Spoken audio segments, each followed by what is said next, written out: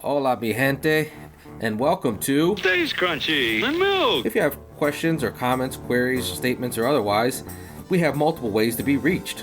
Twitter is, of course, the best way for those that need instant gratification, and the show's Twitter feed is at Skimpod. That is SKIMPOD. That's where I like to fight. For the more patient amongst you, the email address for the show is podcast@stayscrunchyandmilk.com. That's crunchy being spelled with a K. We're available via Apple Podcasts, Stitcher Radio, TuneIn Radio, Google Play, Spotify, and a partridge in a pear tree. And of course the website, stayscrunchyandmilk.com. Please rate, review, subscribe, and share the show. And a band plays on here at Skim, and to that end, we provide you a Podcast, a musical discussion podcast built on a hip-hop foundation, and you know what? It's dope. Our personal Twitters are Tatum216, Lunchbox2099, your host, the Internet's Tayrell713, and me? Well, damn it, I'm the real ODP. All right. Guys.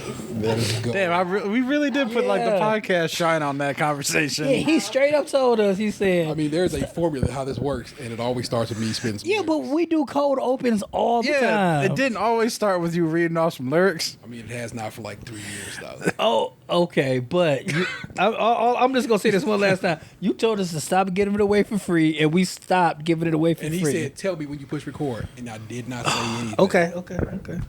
Semantics. Both of you were right. That's what semantics That's means. how it goes. All right. I'm so bossy, bitch, get off me. It's a different jingle when you hear these car keys. Your SL's missing a S, nigga. Your plane's missing a chef. The common thing, see, they both got wings. If you fly, do it to death. It's only one God, it's only one crown. So it's only one king that can stand on this mound. Yeah, king push, kingpin, overlord. Coast Guard come 100 going overboard. I got money with the best of them. Go blow for blow with any Mexican. Don't let your side bitch settle in. Might have to headbutt you, Evelyn. Ballers, I put numbers on the boards. Hard to get a handle on this double-edged sword. Whether rapping or I'm rapping to a whore. Might reach back and relapse to wrapping up the raw. Givenchy fitting like gym clothes. We really gym stars, and I'm like D Rose. No D League, I'm like this close. 88 Jordan leaping from the free throw. Ballers. I put numbers on the board. Hello, That's a welcome pretty to great song. It is kind of one of my favorite Pusha T lines. But what's so funny about that is, like, if you didn't know that was Pusha T, I would have thought that was a Jay-Z song. Interesting. And later on, Jay-Z is sampled later on in the song. Fair enough. Hello, welcome to it. Stays Rich and Milk, episode 405, and we dipping straight past San Fernando. I'm joined by my best friends. It's Tatum216 and Lunchbox2099. We are short one real ODP this week. He is on vacation, but taking advantage of his time away and buying bunches of stuff for We Tried at what he described as an exotic market. Then he switched to erotic market. I just saw a TikTok recently that was like, don't call me exotic. And I was like, wait a minute, was that wrong? I go, no, food can be exotic. People can't be exotic. Yeah. So his lines, him saying exotic works and is not offensive. Why can't people be exotic though? It's I mean, just- like, it's It's kind of like saying a spirit animal thing. Like, it's just things you like don't you do. wouldn't classify the super pimp as exotic. I don't know who the super pimp is. Maybe I'm. You don't know the Cleveland super pimp? Apparently not. Or what about the crazy mall guy? You don't know either of these dudes? Oh my man. I don't know about him either. Okay, so the super pimp is like a dude who just like he's super old, always dresses up in suits, and he just kind of hangs around like the clubs on like West 6th. And then I could pull a photo of him probably pretty easy. And then the crazy mall guy is a dude who just hangs out in the food court at like Strongsville Mall, and he always has on these like wacky fucking outfits to make him look like you would think like back in like the 70s and 80s what they thought the future was gonna be like that's nice. Jetsons type shit. Yeah. He'd be looking like that, but with like bedazzles and shit like that, you know. And his hair is always like weird cuts with like spikes. When like, do I need to go to Strongsville Mall? You can probably go there every day, and that dude's like in the food court. Like that's why like they're known as like the mall guy and Super Pimp. I happen to just be Super Pimp. That guy, yeah. I happened to just be at Strongsville Mall Friday of this past week and in the food court, and I didn't come across this gentleman, but I wasn't looking for him. So That looks like the guy from that show with I'm Rachel typing into Google Bloom. right now. I got Cleveland Mall, and then the second thing that comes up is Cleveland Mall you guy. know what? I have seen this dude with his Yeah. hair is more like that. I have seen this guy before. Been a little more floppy on the when he got the fringe going a little more. Yeah, Wow. see, And That's these people are all from Cleveland, Ohio, yeah, or the greater Cleveland The area. greater Cleveland area. yeah. See, that's the crazy mall guy. Okay, YOLO swag on. Wow. Hey, he has a Twitter, Real Super Pimp. Yeah, that dude's like just been like he's famous for going to the clubs and shit down there. Super dad, event host, motivational speaker, brand ambassador, former U.S. Army captain, now Cleveland nighttime general. Pimping ain't easy. Wow, that's terrible. Bookings at superpimp.com. I just need to just put on my one of my pages I'm a public figure, and then just start superimposing my face on different stuff. Savage-tastic. Swag-tastic. Oh, I'm sorry. But look at the belt buckle. Oh yeah, I seen it in the first picture. I remember a friend of ours had a rap career, and we went to this show. What's that?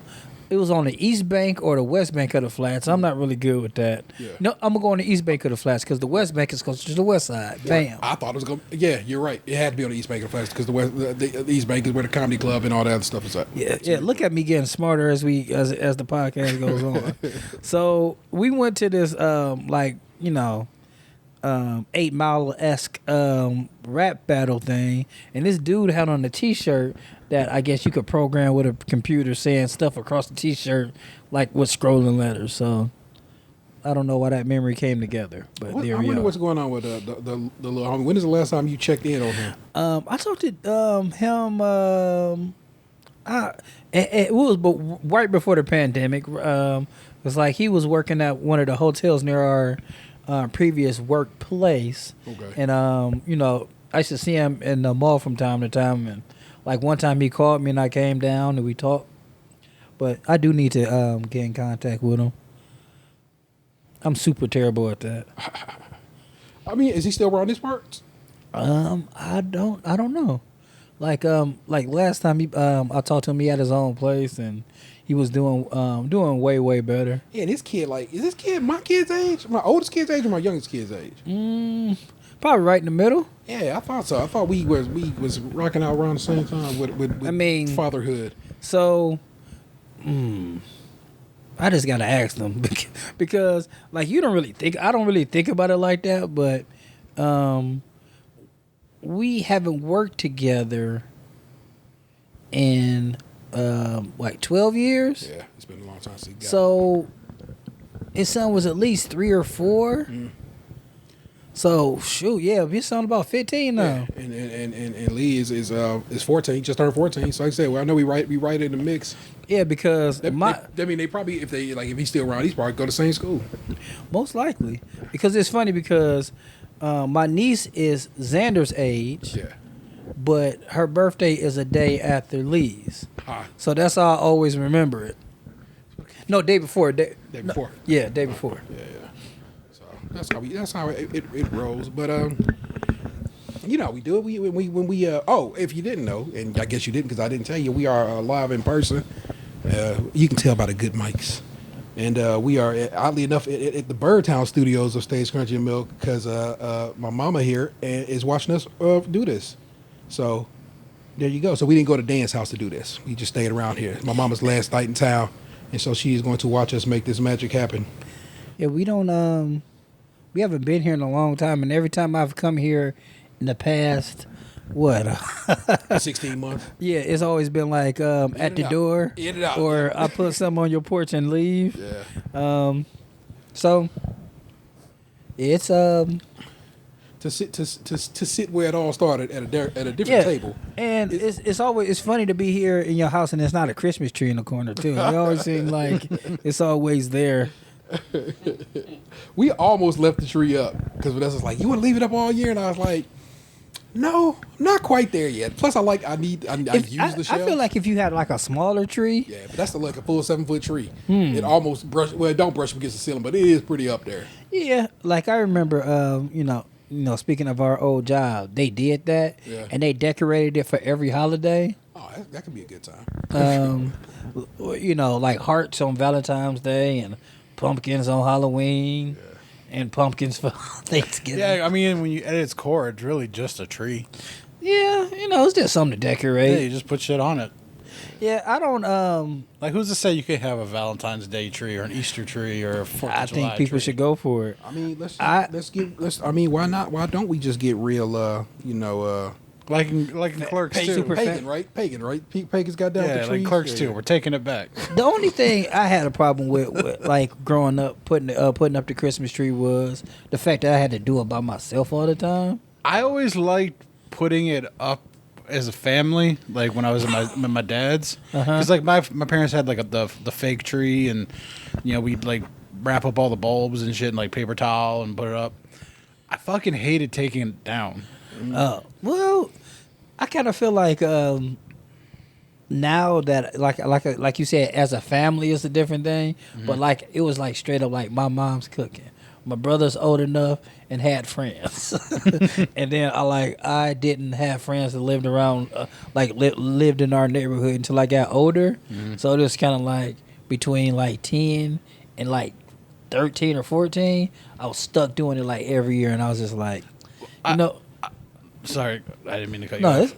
It was just like I'm done. And then like I had to stop feeling like that when I had a family because my partner was like, I want a Christmas tree up. Like her whole I know it's like because her birthday is Christmas Eve. Yeah. Then her birthday is Christmas. Like I never it's so funny how she could be not bitter isn't the right word, but like so steadfast on both things. Like I'm gonna have a good birthday and a good Christmas. And I'm like, that is a whole lot of pressure every year. The kid's mom birthday was 4 days after Valentine's Day, and your man never got it easy. It was always you better take care of both these things. Have to be separate and done. That's why I don't celebrate Valentine's Day now. Yeah, I understand, but like with clarity, I know that her life was filled with. This is 2 days together, not 2 days apart because your birthday is here, and we don't have the money to celebrate that. But not saying I'm a man of means or anything like that, but I try to like every year, like I have your birthday presents ready. I have your birthday presents ready for. Well, I got more of your stuff ready because your birthday is first. But I have like stuff for her Christmas already. Like I have kind of adopted that, and like what I gave you for your birthday. Yeah, I bought that 4 months ago. Well, 4 months before your birthday, and I already have something for you that's been at my house just as long. Nice. Like, but it's why I ordered that so early. Literally, because like it said, this will be out at this date, and I was like, sweet. And when they just played your man, I was like, this is nonsense. This is not a hot look. Yeah, you got to kind of space it out because like I got 2 kids. Like I'm lucky because like you guys are my family, but like I don't have a big family, so like I'm kind of lucky. It's like, well, I don't got to get this and this, but man, I think I'm at the point where like some of my like biological family. Where like last year, I didn't get anything from my mom or like my stepdad, like me and my brothers on that side don't exchange gifts anyway. Yeah. But like my mom, for most of my life, like since like she got her shit together, has been like notoriously heavy-handed with gift giving. Yeah. And then I think now that she has grandchildren, she has like a biological grandchild, and then I guess they're considering the adopted children because my brother's girlfriend already had 2 kids. Okay. She's just kind of shifted all of her gift giving from us kids to like probably the youngest, and then the grandchildren. Yeah. Because honestly, like I had bought something for my mom for Christmas, but because of COVID, I didn't go over there. Yeah. And then I just gave it to her for Mother's Day. I straight up told her too. I was like, "This was your Christmas gift, but here you go." But Yeah, I kind of feel like some grandmothers have like that policy, but like my mom doesn't do that. well, like it was like cold turkey because like even like the year before, like there was like I got a pile of stuff. She Nino Brown you? Wasn't it that terrible gnome? That had been around for a minute. Like I felt like that was. I Like the year was probably before. sitting on that for like 2 years before I I finally. swear. I opened up that cat gnome and it's just been sitting on my dining room table. I never actually put it outside. It is so crazy. Like I remember, like I seen that, like right when you bought your house, like I seen that cat gnome, and it was in my Amazon cart. It was like $20-something, right? That thing is a perfect example of what I was talking about where I don't finish projects. Because I brought it upstairs, I opened it up out of the box, threw the box out, and I never put the fucking statue outside. It's literally been sitting in my dining room for a year and a half now. You got to Yeah. put it like in front of you or something. Put it under the desk so it's just like looking at you every day. Like, Maybe it's just better in the house. Maybe that's where it's meant to be. But it's like it's buried behind like the meat grinder I got, and then like my buddy bought a Dutch oven like 2 years ago, and it's just been sitting in the box on my dining room table since he bought it from Amazon. He literally hasn't even fucking taken the tape off the box. Maybe you should start using it. But I was gonna buy you that gnome. It was like a cat had a gnome in his mouth, and it so it was like $20-something. I was like, okay, I'm about to get it. And literally the next day on Amazon, probably even like at midnight, that bad boy went up to $60-something, and then it came down to like 45. I was like, I don't even know if Lunch wants this. So That's the thing. My mom gave it to me, and I fucking hated it when she gave it to me. And I think it's because at that point I was still taking myself too seriously. yeah. And like I didn't want to be the cat guy.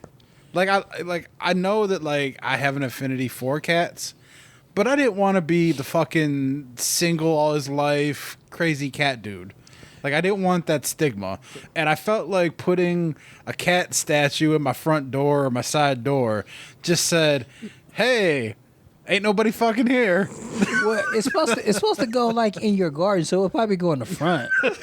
And then like I don't know, it doesn't like I do think of you as like my friend who loves cats. Like every time I see a cat, I think of you. Oh, dude, and Cat memes, it ain't cat even just you videos. guys. It's like when we were still working in the office. I remember like a couple months before everything happened, I went in, and this one lady, she had hooked me and my buddy up with some furniture back when we moved into the apartment, a couple years like before I got my house. And I come in the office one day, and she's like, "Hey, I found this cat that needs a home." And I'm just like, I'm not running a house for wayward cats. Cats of ill repute. At that time, I had Smokey and Callie, and I'm just like, I'm not bringing in a third.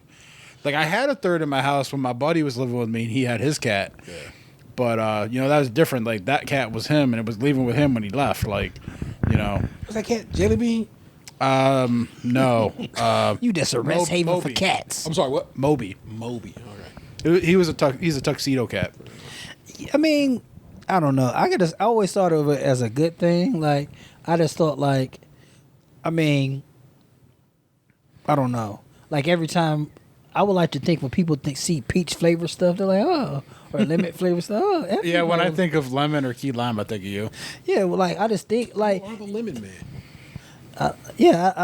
I just think of it as like, I don't know, not like a warm. I guess it is like a nice feeling. Like I bet you Dan would like that. Mm-hmm. But I mean, I can see you breaking away from your. I always felt like the cat thing was something that like it was part of me, but like that's like I'm not trying to make that the first thing. That's like you learned that a couple of days down. I want to be more than a cat Maybe at the man. Cheesecake Factory date. Yeah, I want to get to the Cheesecake Factory date before you start hearing about my cat. He showed me this thing earlier. It's cool. It was like a little thing. Like, oh, it's like a piece of glass that's etched in and says where you went on your first date at. And then the thing it said Cheesecake Factory. I go, that's not a good first date spot. They make you got too much going on. You got to take too much focus. He's underselling the plaque though. Like it was a I'm not trying to undersell. Yeah, I kind of feel like the plaque was like a see-through glass plaque.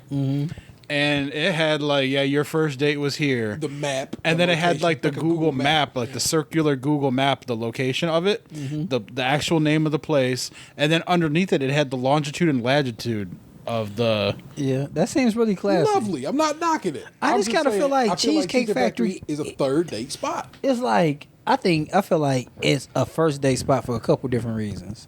One, like Cheesecake Factories are usually in a pretty safe area. Two, Cheesecake Factories have lots and lots of things on their menu. That's what I Too said. much stuff on the menu. Okay, It's an overwhelming menu at that point. like And you don't wanna I'm be- sorry, but I wouldn't probably want to be with a person who was too indecisive about the Cheesecake Factory. I just feel like so that's another you're reason why. guaranteed Oh, to- you're using that to see if they can make a decision. Yes. That is a point I had to that, consider. but also like you don't have to necessarily worry about them not finding something that they like, Yes. and then you're guaranteed to have delicious dessert. And if you want to have, they have lots of different great drinks, and not only great alcoholic drinks, great regular drinks. They got coffee. When I pulled up the menu, like when we were talking about that, literally the 'Cause first you was really gonna lit- fight that fight? Well, no, I wasn't fighting it. We were trying to figure out if they had chicken tenders. Okay, yeah, They do, and they have great chicken tenders. Because I told him, I'm like, most people are going to default to the chicken tenders because that's what a lot of people do. You think Okay, people so gonna take tenders on a first date?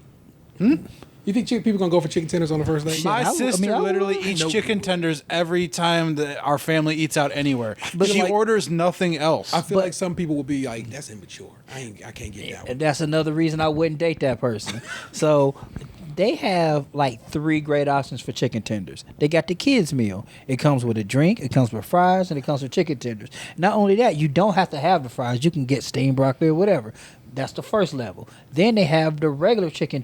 Matter of fact, they got 4. So they got kids meal. Then they got like a chicken finger basket. It's like a few chicken fingers, a few more than the kids meal, fries, and the chicken tenders. Then they have the full order of chicken tenders, fries, and another side. Then they have the chicken buddies, which are chicken tenders, mashed potatoes, and succotash.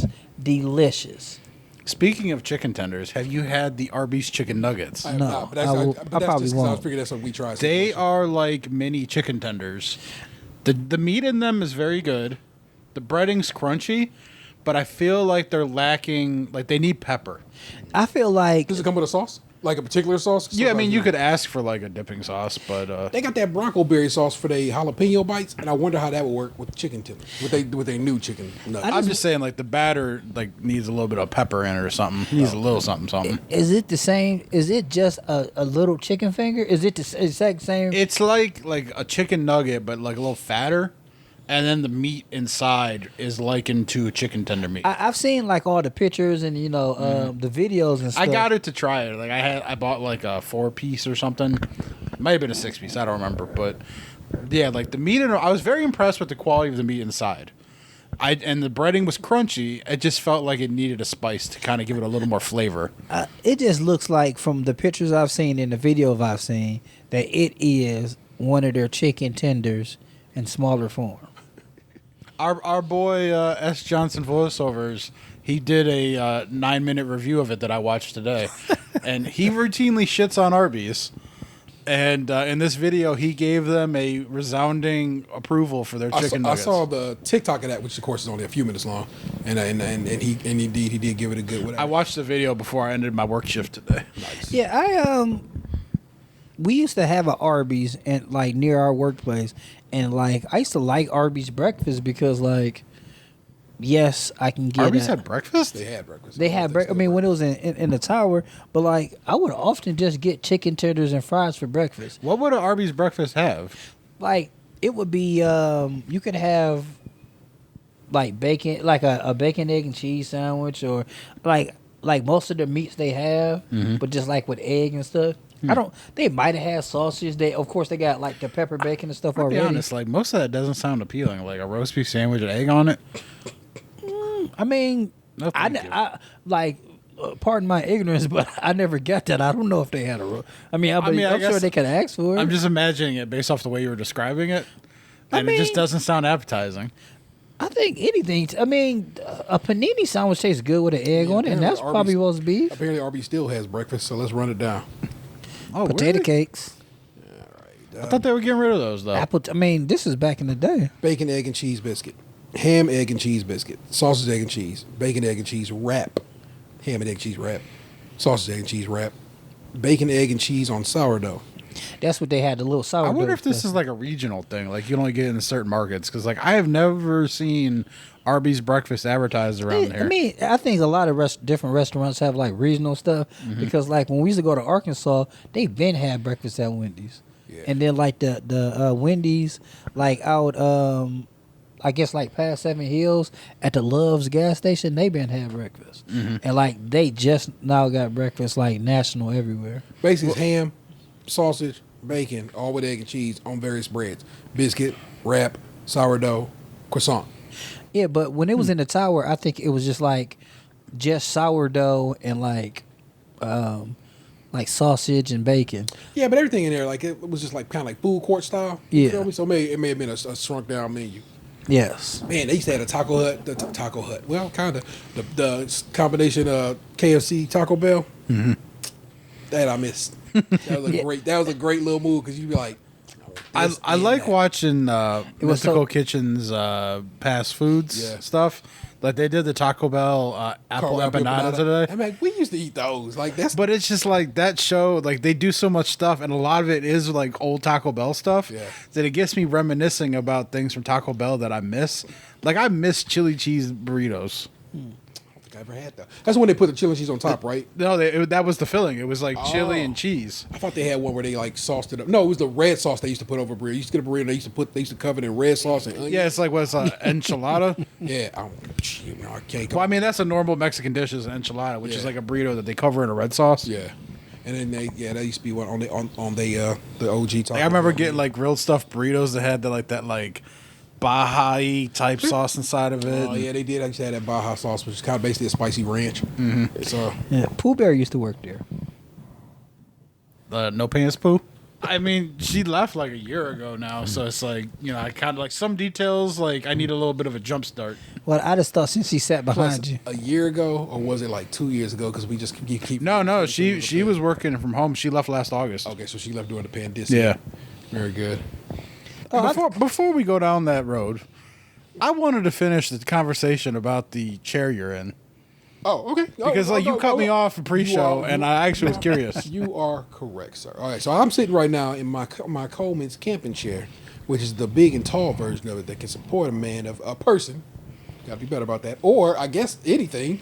I guess you had a big old dog or a bear that you want to give a chair. Yeah. Of up to 600 pounds. I mean, with all this Sasquatch news, I'm sure they could sit down too. I saw a buddy of mine sit in a simpler type chair once, and take that chair smooth out in my man's back. We was in my man's backyard. It was a barbecue, and I saw him destroy a chair. A large man like myself, and I was like, that will never happen to me. That's what I wanted to come back to this because I think like smaller people don't understand how the anxiety that comes up when you're at someone else's house and like you look at like their lawn furniture, especially chairs like this, that like they're core just some bars and some cloth, and it's like they're just like, oh, you can sit there, it'll be fine. I'm like, I don't think you realize how big I really am. Part of it is like sometimes they're not even that wide, like where I can even get my hips in there comfortably. For sure. And I am never too ashamed to be like, nah, bro, you don't want me sitting there. I'm in there breaking your chair, and that's real. And they'll be like, come on, man. I'm like, trust your boy. Yeah. We move on.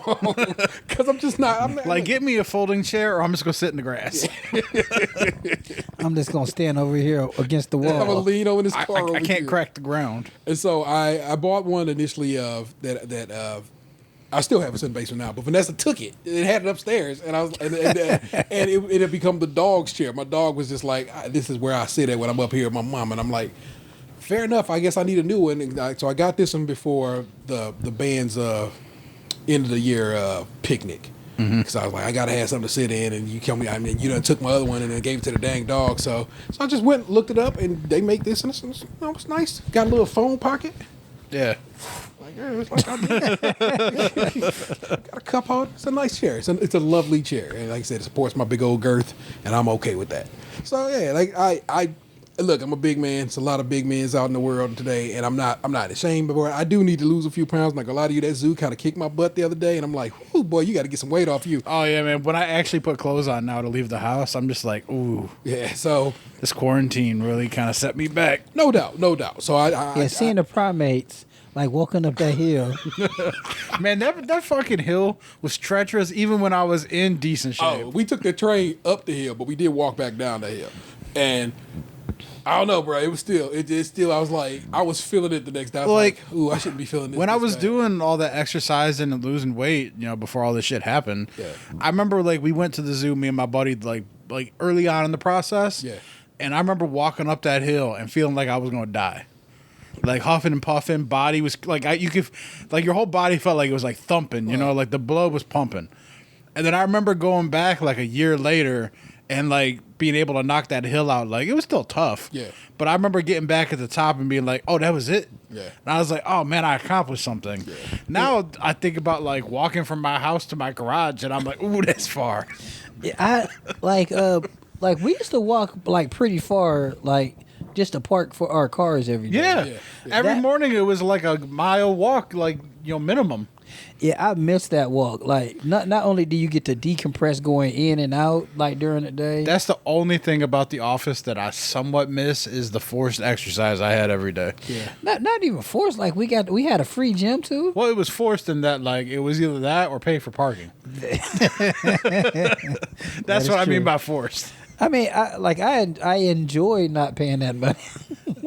I mean, yeah, like that was the benefit of it. And it took me a little while to come around. I think like what it was is like, you change and like you resist mentally to things and you get kind of like, at least if you're not a normally positive person initially on things, I'm one to resist. So like once the ball gets rolling and I pick up momentum, I'm in. Like you don't gotta worry about my attitude anymore. So that's kind of what that was like. It was like parking that far in the flats and not paying for parking was cool. But then like every morning doing that walk up and like when it was like 95 degrees outside and the sun's in my eyes and shit, it was like fuck this. And then the days when it's pouring rain and I'm getting in my car, I'm like fuck this. And then the days where it's like 0 degrees outside and the wind's going 30 miles an hour and I'm having to walk against it to get to my car and I'm freezing to death, I'm like fuck this. But like it was like I was getting something out of it that like I wouldn't have done otherwise, which quarantine has clearly shown that like my ass does not get out of the house and walk around the block in the morning, So that was nice to have that forced benefit because I was saving money and I was getting some exercise in. That's the only thing about that office life that I miss at this point. I don't miss most of the other shit. Like when we got that photo text to us the other day, I was like, this is further confirmation that I don't miss this shit because I wouldn't want to hang out with 98% of the people in this photo. I put 96%. That was my exact number. I'm doing rough math because I didn't actually count up how many people were in there. Yeah. But I looked at that photo. I'm like, okay, I know you, the person who sent me this text. I know the person behind you. And then I remember seeing that lady to the right, but never actually spoke to her. And I don't know another fucking person in this whole photo. When I seen the picture, my first thought was exactly what T said. Like, there's not a person of color in this picture. Then I was just like, I'm not going to say that because I don't. No, I'm going to say why I didn't say that. Then I thought about it, I was like, because the first thing I was like, they could at least put Rashmi in the picture because that's one of the people that hung out with them. Yeah. I was like, oh, maybe Nelda could have been in that picture. Yeah. Maybe they were the one taking the photo. Maybe.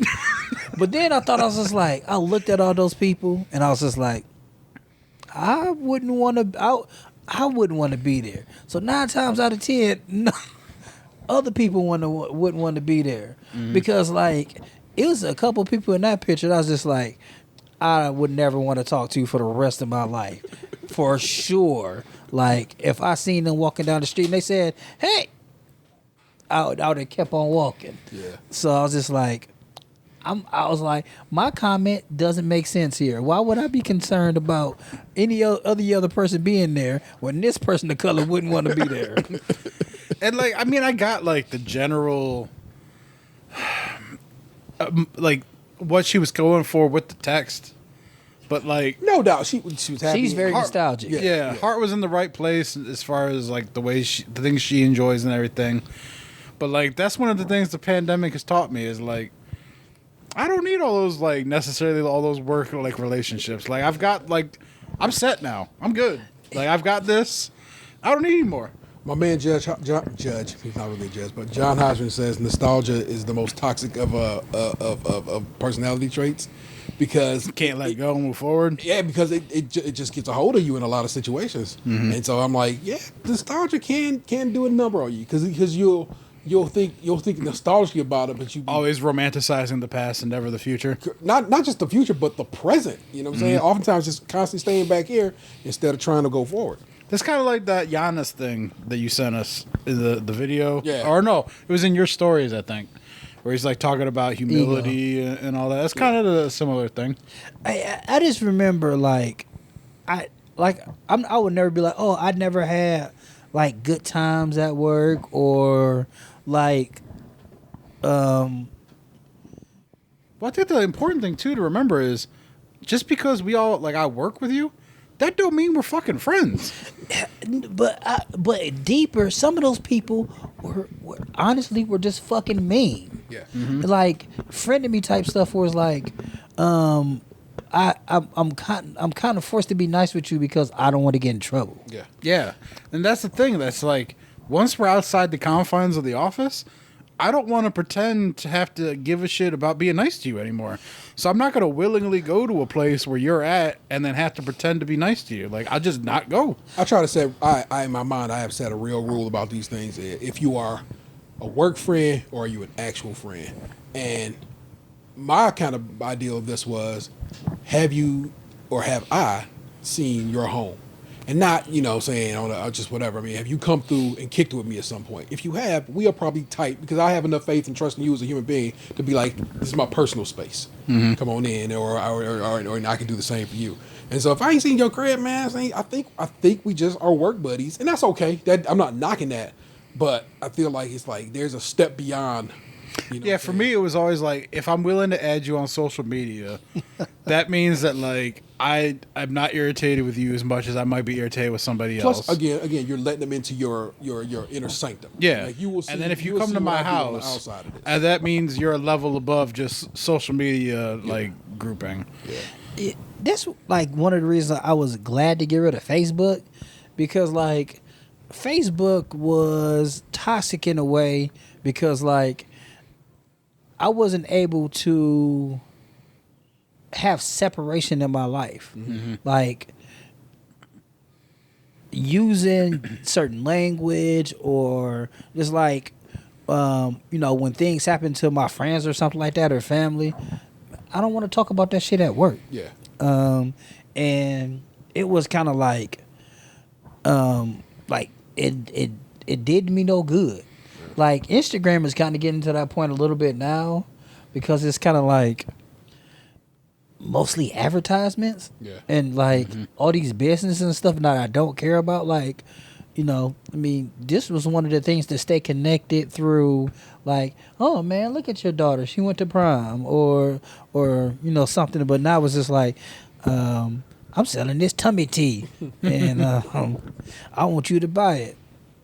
I'm just like that, and they cranked up the sponsored ads. Yeah, that's kind of sucks. Yeah.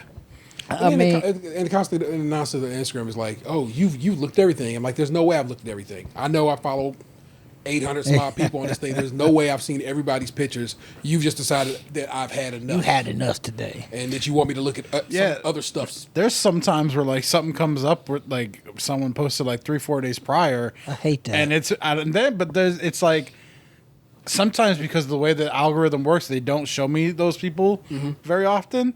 That I forgot that I was even following them. Yeah.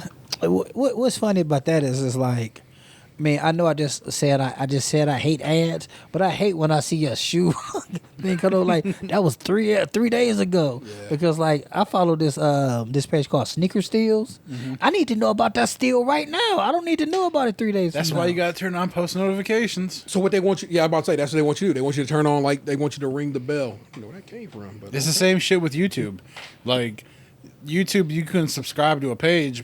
Like, all right, we got. I got heavy into bourbon before all the pandemic, right? Yeah. I was watching that Bourbon Junkies channel. Like, they put out a new episode like every Monday and Thursday. They do lives on Tuesdays.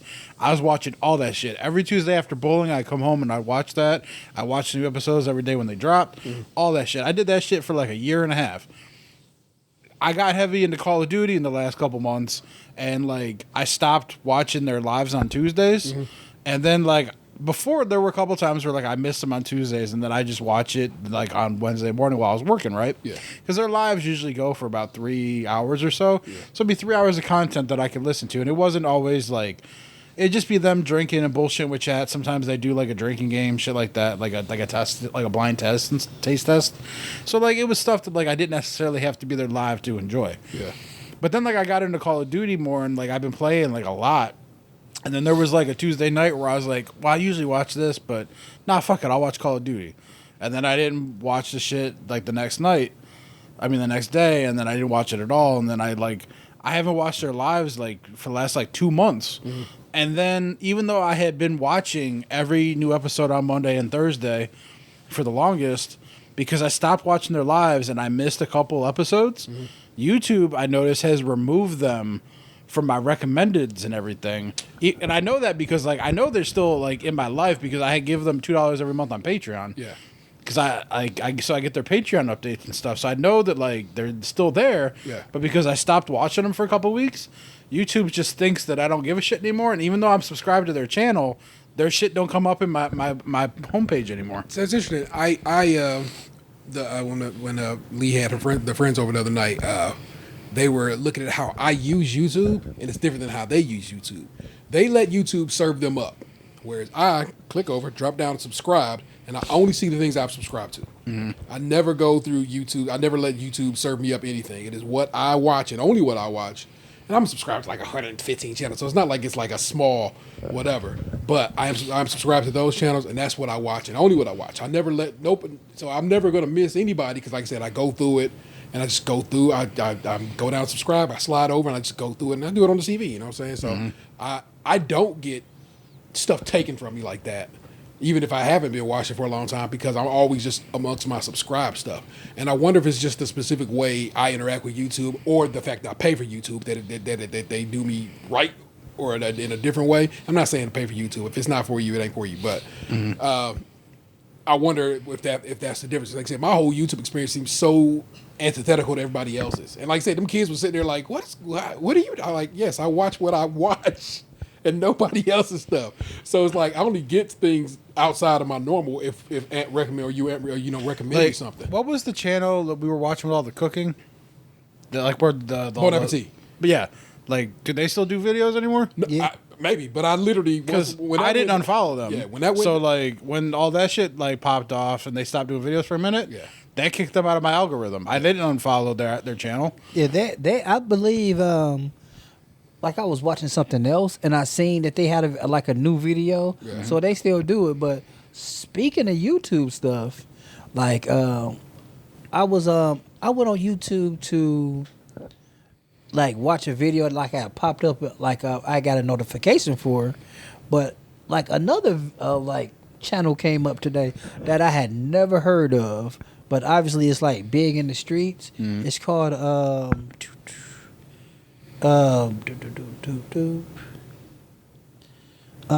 Soft White Underbelly. Have you heard of this? Mm-mm. So I guess this person named Mark is based out of LA. And like he talks to like people from all walks of life. That's like in Skid Row, LA. Oh wait, is this like the places you shouldn't go documentary thing? I don't know. I was only asking because some documentary thing popped up into my recommended randomly like 3 weeks ago, and it had like 3.5 million views on it, and it was like places in the U.S. you should not go, and it had like Detroit 8 Mile or something as like the 8 Mile.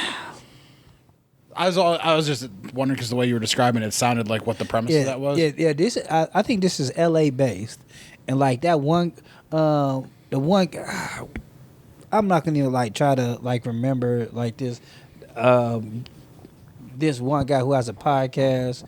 The one lady who slept with all the Suns players. Mm-hmm. Her friend's I think ex-boyfriend or something like that, who has a podcast, which I think his podcast is the one that she was exposed on. Okay. So anyway, he was talking to him, and like he talks to all these different people, and like I started watching that, and at first I was like, oh, this is interesting, and then like the more and more like I started watching, I was just like, this don't feel right with my soul.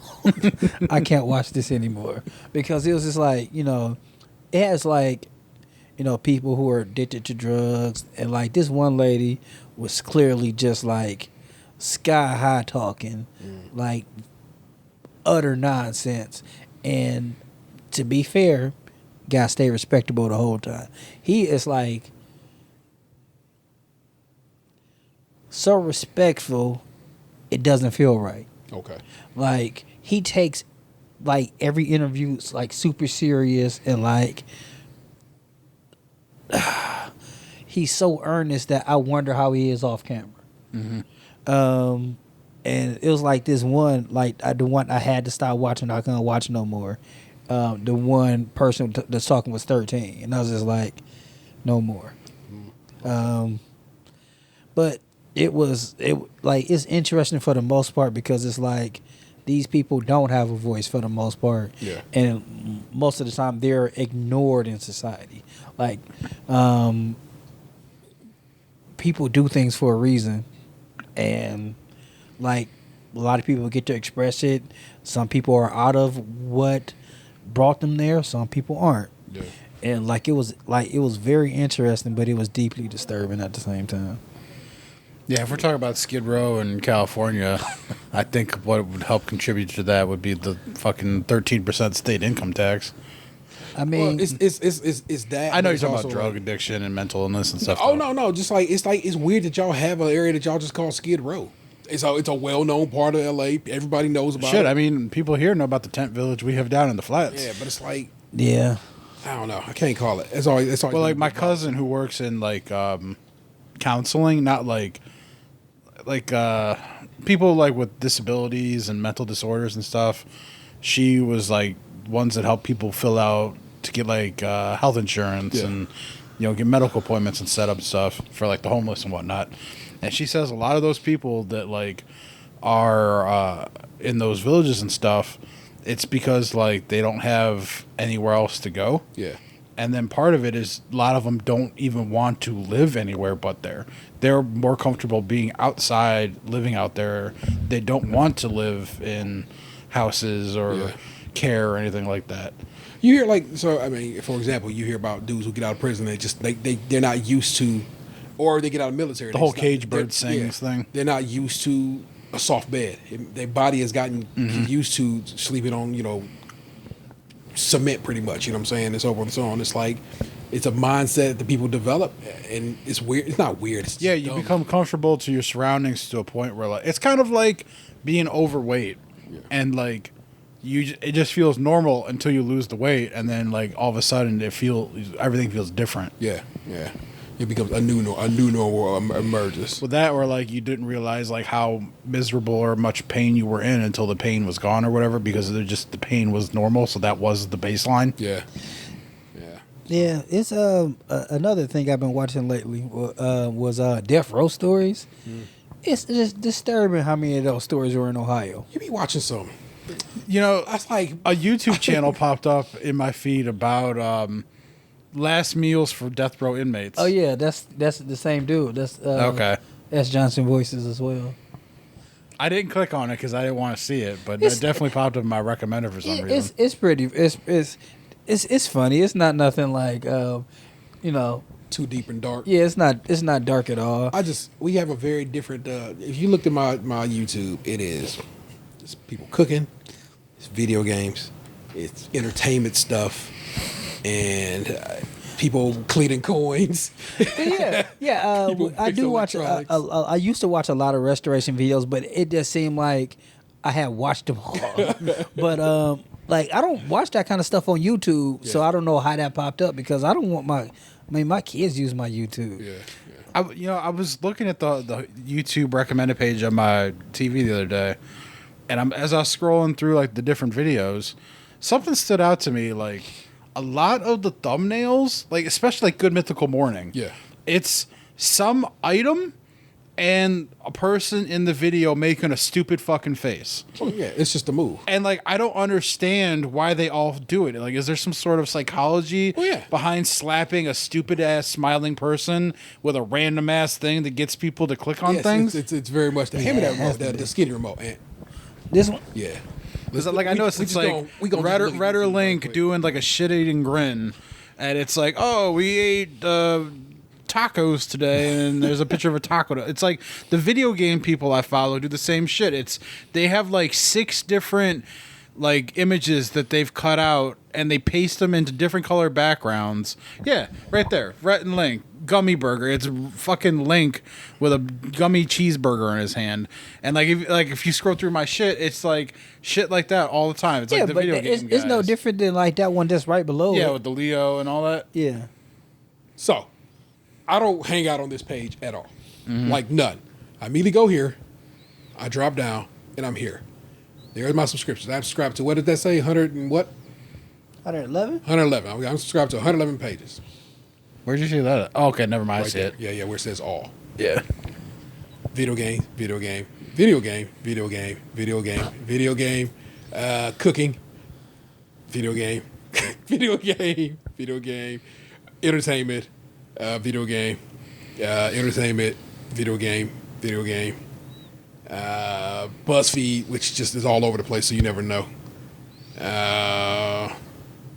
Rose and Rosie, who is this lesbian couple who live in England, and they have a gaming channel, which is where I first got to know them at. But Wait, they're both named. That's their names. Rose and Rosie, yes. Oh man, That's how that was their meet cute. And they had a gaming channel where they just play games, and that's why I got hip to it. But then I'm like, oh, we also have a vlogging channel. I was always fearful of falling in love with a woman named Danielle. Oh, I mean, I think Daniel and Danielle. yeah. I think that's probably you writing your story by itself right there. That's probably how it's going to happen. But I mean, like you kind of get it. It's food, it's video games, it's entertainment. That snack is up already? With that little yachty one. Yeah. Yeah. Yeah, see, like these the are Marrow, the mythical kitchen from today. Like when you click off of it, it's fucking Josh with a weird face and the food. Yeah. So okay, but we look at this YouTube one. They're eating Jollibee, so but no weird face. Those faces look kind of normal. This is my man Adam Savage, who used to be on MythBusters. That's a normal face, but it is something that he's working on. He has a show on Discovery Plus. I started watching. Nice.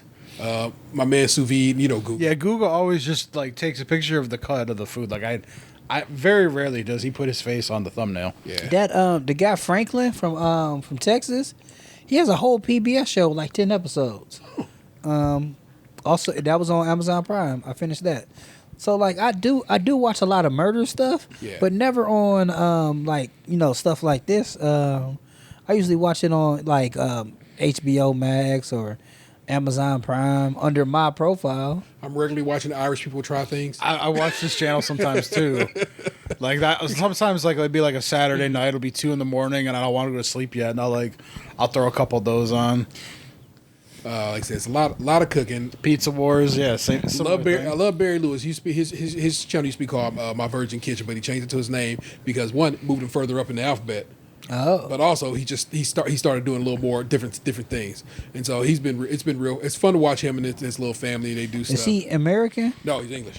I probably won't watch that then. Yeah. So again, I just watched this, and we're gonna try to get some of this next week because I kind of felt like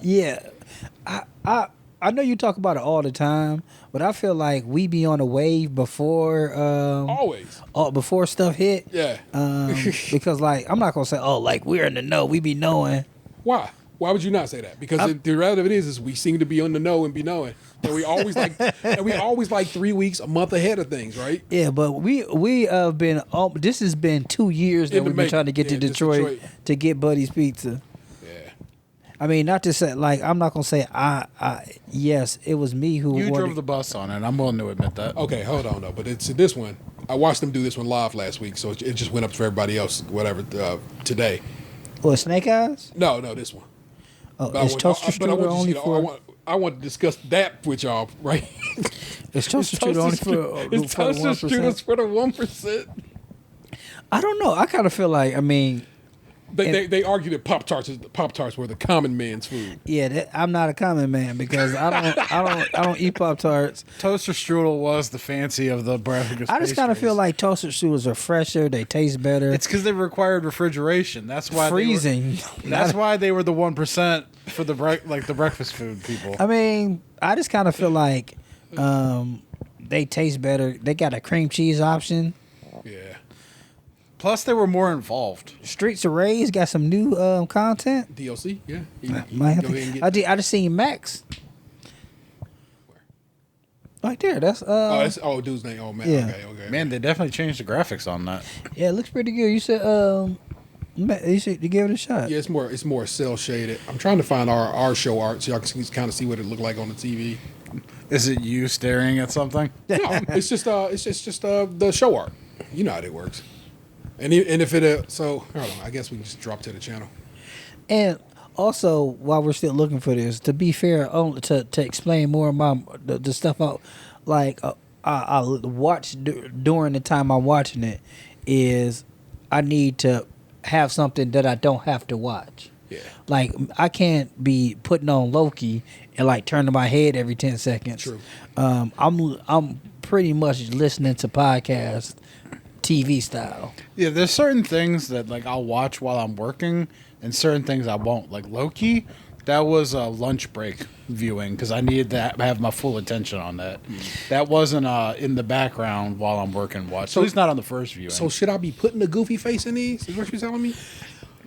I mean, that seems to be like the wave, right? Yeah, that got to be the formula. Like you need to make a crazy bonkers face holding a record. So you see what the natural art looks like. It's very much just the records and whatever.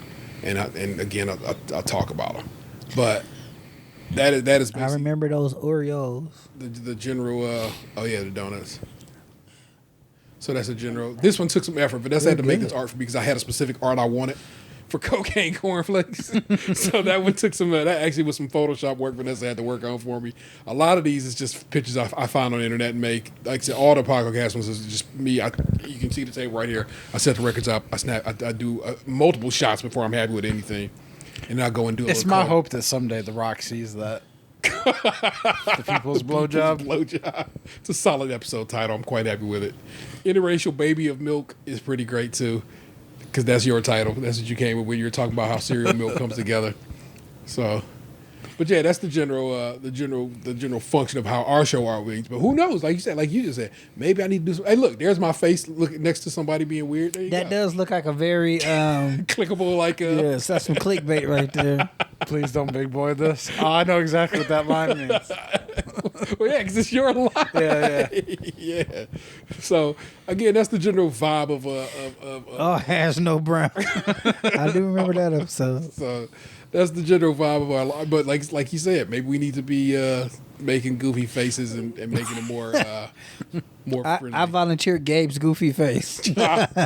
See, but he would never agree to it. You know, he gets he would. Maybe we should buy like you ever see those the Woody it's Woody, but like I guess it looks like they're able to change his face. Oh, it's just like a nice little figure that you can swap out the face on. Yeah.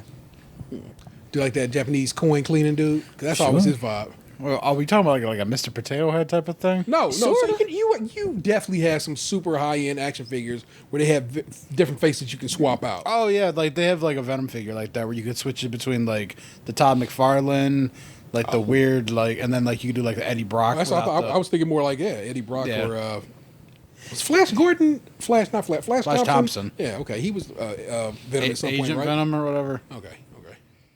They kind of did something like that in the like the '90s Kenner line with the Spider-Man ones because they had like a Venom and a Carnage where like the figure was like the character in the suit, but then the head was just like Cletus Cassidy and Eddie Brock. Okay. But then it came with a little like rubberized mask.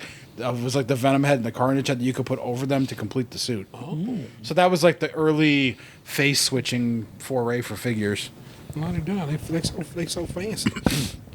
But Peter Parker probably had one like that too, but the symbiotes were the ones that stick out to me. Apparently, Peter Parker is if you are in the comic book game is they have brought back Peter Parker clone Ben Reilly, and they're gonna be swinging together here in the fall in the comics.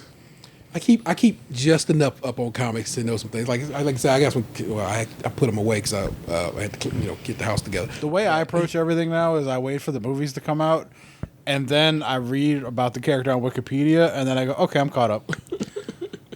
Well, I just read. I'm not. I oddly enough, I rarely read about the movie situation. You know what I'm saying? So like, Why the Last Man is coming out, and if you look over there on the shelf, it's a giant omnibus of Why the Last Man that I have sitting over yonder, and that show is coming on FXX.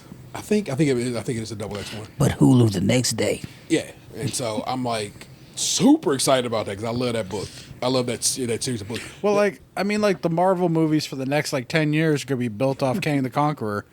I never fucking heard of Kang the Conqueror before this. But it's like it'll be the Marvel Cinematic Universe version of Kang. It's just gonna be, it's just utterly. I know, but my point is, I never even heard of the character before any of this. That's what I'm saying. It's like I stopped following comic stuff. Like I knew what Spider-Man was and Batman and all that because of the cartoons in the '90s. Like I had some Spider-Man comics, but like I'll be honest, I didn't read them. Yeah, I just had them because I liked Spider-Man and like they were cool covers. It was more of like I was collecting cover art. Fair enough. And then like I didn't have the internet really back then to like read about any of it. Yeah. And I didn't have like friends around me who knew all of it, so it's like all that stuff was oblivious to me.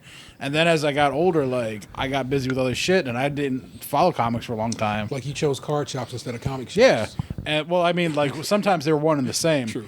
But I didn't follow the comic portion. Yeah. But then like so there's like a lot of characters that came out like later on that like or like even were around. I don't know what Kang came out a while back, but like I didn't know about him. Like I knew about some of like the major villains from Spider-Man and stuff, but like I didn't know about these like I didn't really know who Thanos was before like I'd seen some pictures, but like before all the last like the 10 years of Marvel movies, like I didn't really know who Thanos was before that. I was hip to the Infinity Gauntlet, and that was the one thing that like I had seen, but I didn't know. I never read it or anything like that. I just knew that it was a thing.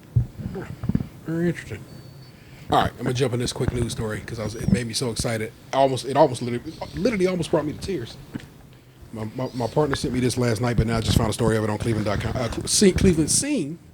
Oh, I think I know what this is. Canada to reopen the border for non-essential travel next month, but you must be fully vaccinated. Bang. Geraldine Jordan over at, like I said, Cleveland Scene. 16 months after banning non-essential travel along the 5,500-mile border, Canada will soon ease travel restrictions for U.S. citizens, but there's a catch. Following months of prohibition, speculation, and frustration, Canada announced that it would reopen the U.S.-Canada border starting on August 9th, but only for those who are fully vaccinated at least 14 days before traveling and can produce proof of vaccination will be granted entry and will be required to quarantine and will not be required to quarantine for 2 weeks. Vaccinated travelers must also take a molecular COVID-19 test 72 hours before arrival to be approved for travel, and that test must come back negative, which makes perfect sense. As for where do you get that test from? As it turns out, CVS. I've been looking. Trust me, I've been researching already. Okay. How much is it? As for they have different prices, but the one that I can get and seems to cover what they say is $40. I'm okay with that. As for the post-arrival test, not everybody will be required to take one. However, random COVID testing could become the norm when returning to the States, as the Canadian government has said they have plans to implement surveillance programs at airports and border crossings to coincide with the border reopening. As for children 12 years old and younger who are not yet vaccinated, they will not be required to quarantine. Officials, however, have suggested that as a precaution, unvaccinated children should avoid large gatherings and group settings, both outdoor and indoor, prior to travel. Starting September 7th, it's my birthday. International travelers will be allowed to travel to Canada as long as they are fully vaccinated and provided that Canada's COVID-19 epidemiology remains favorable. To streamline the process, travelers are asked to use ArriveCan, a government-based app that allows people to upload the health and citizenship data to upload their information, and then they'll be determined if they are clear or not. I'm super hyped about this, and the rest of the story. Whatever. It was this show on Netflix where like they don't explain what happened to all the adults, but all the kids that were like 17 and younger all survived. That's probably what's gonna happen next. Well, I saw something this morning about how like reproduction numbers in our generation are dropping every year. Yeah. Yeah, people smart. It's like, so that was another thing I was going to talk about. I wasn't going to get too far in the story. I mean, think about it. Like, if you put like me and you average me with Gabe, that's 2 kids a person. For sure. Yeah. Have you walked outside in the last couple of days and been like, smell kind of smoky out here? Yeah. No, I've left my house besides today once in the last week, and that was to take the trash out to the curb. That general smoky smell you smell is from the Oregon and Canada wildfires that are just burning out of stupid control at this point, and so much that they're causing their own weather. Wow. And the haze we see over us is not our haze at all. So that's why the sun looked so crazy yesterday? Yes, because the haze is just blowing in across and just taking the standard jet stream and just floating this way. And I went outside just now. I was like, it smells smoky out there. And I'm looking. I'm like, well, ain't nobody grilling at this hour. What is going on out here? And I found out. And Channel 3 has a story about it, about how the like I said, the fires are so big and so wide ranging. Like I said, it's all the way up in Canada and of course all the way down here to Oregon and stuff like that. And I guess it's just hitting the jet stream. You can see video of it. And it's like video from like satellite images. Yeah. And it's just like just blowing along and coming along, and it's like I know that they've had like fire pit bans and stuff for campers and stuff up there. Yeah. Because a couple of the YouTube channels I watched, there are dudes up in Canada. Like the one dude lives in his van. Yeah. And the other one does a bunch of like stealth camping videos. And they've done some videos recently where they talked about how they couldn't do a fire at their sites because of fire bans. yeah, it's just so dry, and so the fact that this planet is so just busted means people probably not having kids probably okay. Yeah, but I remember it was this story on This American Life about this bird that was starting to disappear, and it was because we weren't having the natural fires we were supposed to have. Like this bird thrived off of like certain things that happen when fires happen. So they had to start having safe burns. Sounds like again. this bird likes well done steak. Well done worms. And that's the thing. The more, I guess, what was more considered natural fires were just kind of a thing that came and went. But they came and went. These fires are they keep going. They keep weeks at a time. Weeks at a time. Hundreds of thousands of acres and hectares. You know what I'm saying? They start getting so big that it's like you got to start changing the way you count it and stuff. And so, like I said, I just walked outside the other day and I caught that glint. I was like, oh wow, that is what they've been talking about. This and like the air quality. If you look at the air, I don't know if your phones tell you all the air quality. I think your phone. I thought you told me that your phone gives you. Yeah. Yeah, like if I go into like the actual like weather weather app like some button I hit and it'll tell me like the pollen, the barometric pressure, like all that kind of shit. It's moderate now, but earlier today it was way up and said, please don't go outside if you have any issues with the Yeah, as an asthmatic, I do check that stuff from time to time. Yeah, I was telling them like a couple hours ago, like it was probably about a half hour before I left to come here, I started not feeling well. And it was like that feeling I get like when it's going to rain. Oh. So then I looked at the weather app. I'm like, oh, it's supposed to rain from 9 to 10. That makes sense why I feel like shit right now. Yeah. Yeah, it's It's like when the weather changes like that, because we had a couple of hot days, and then for a rainstorm to come in, the pressure systems have to change.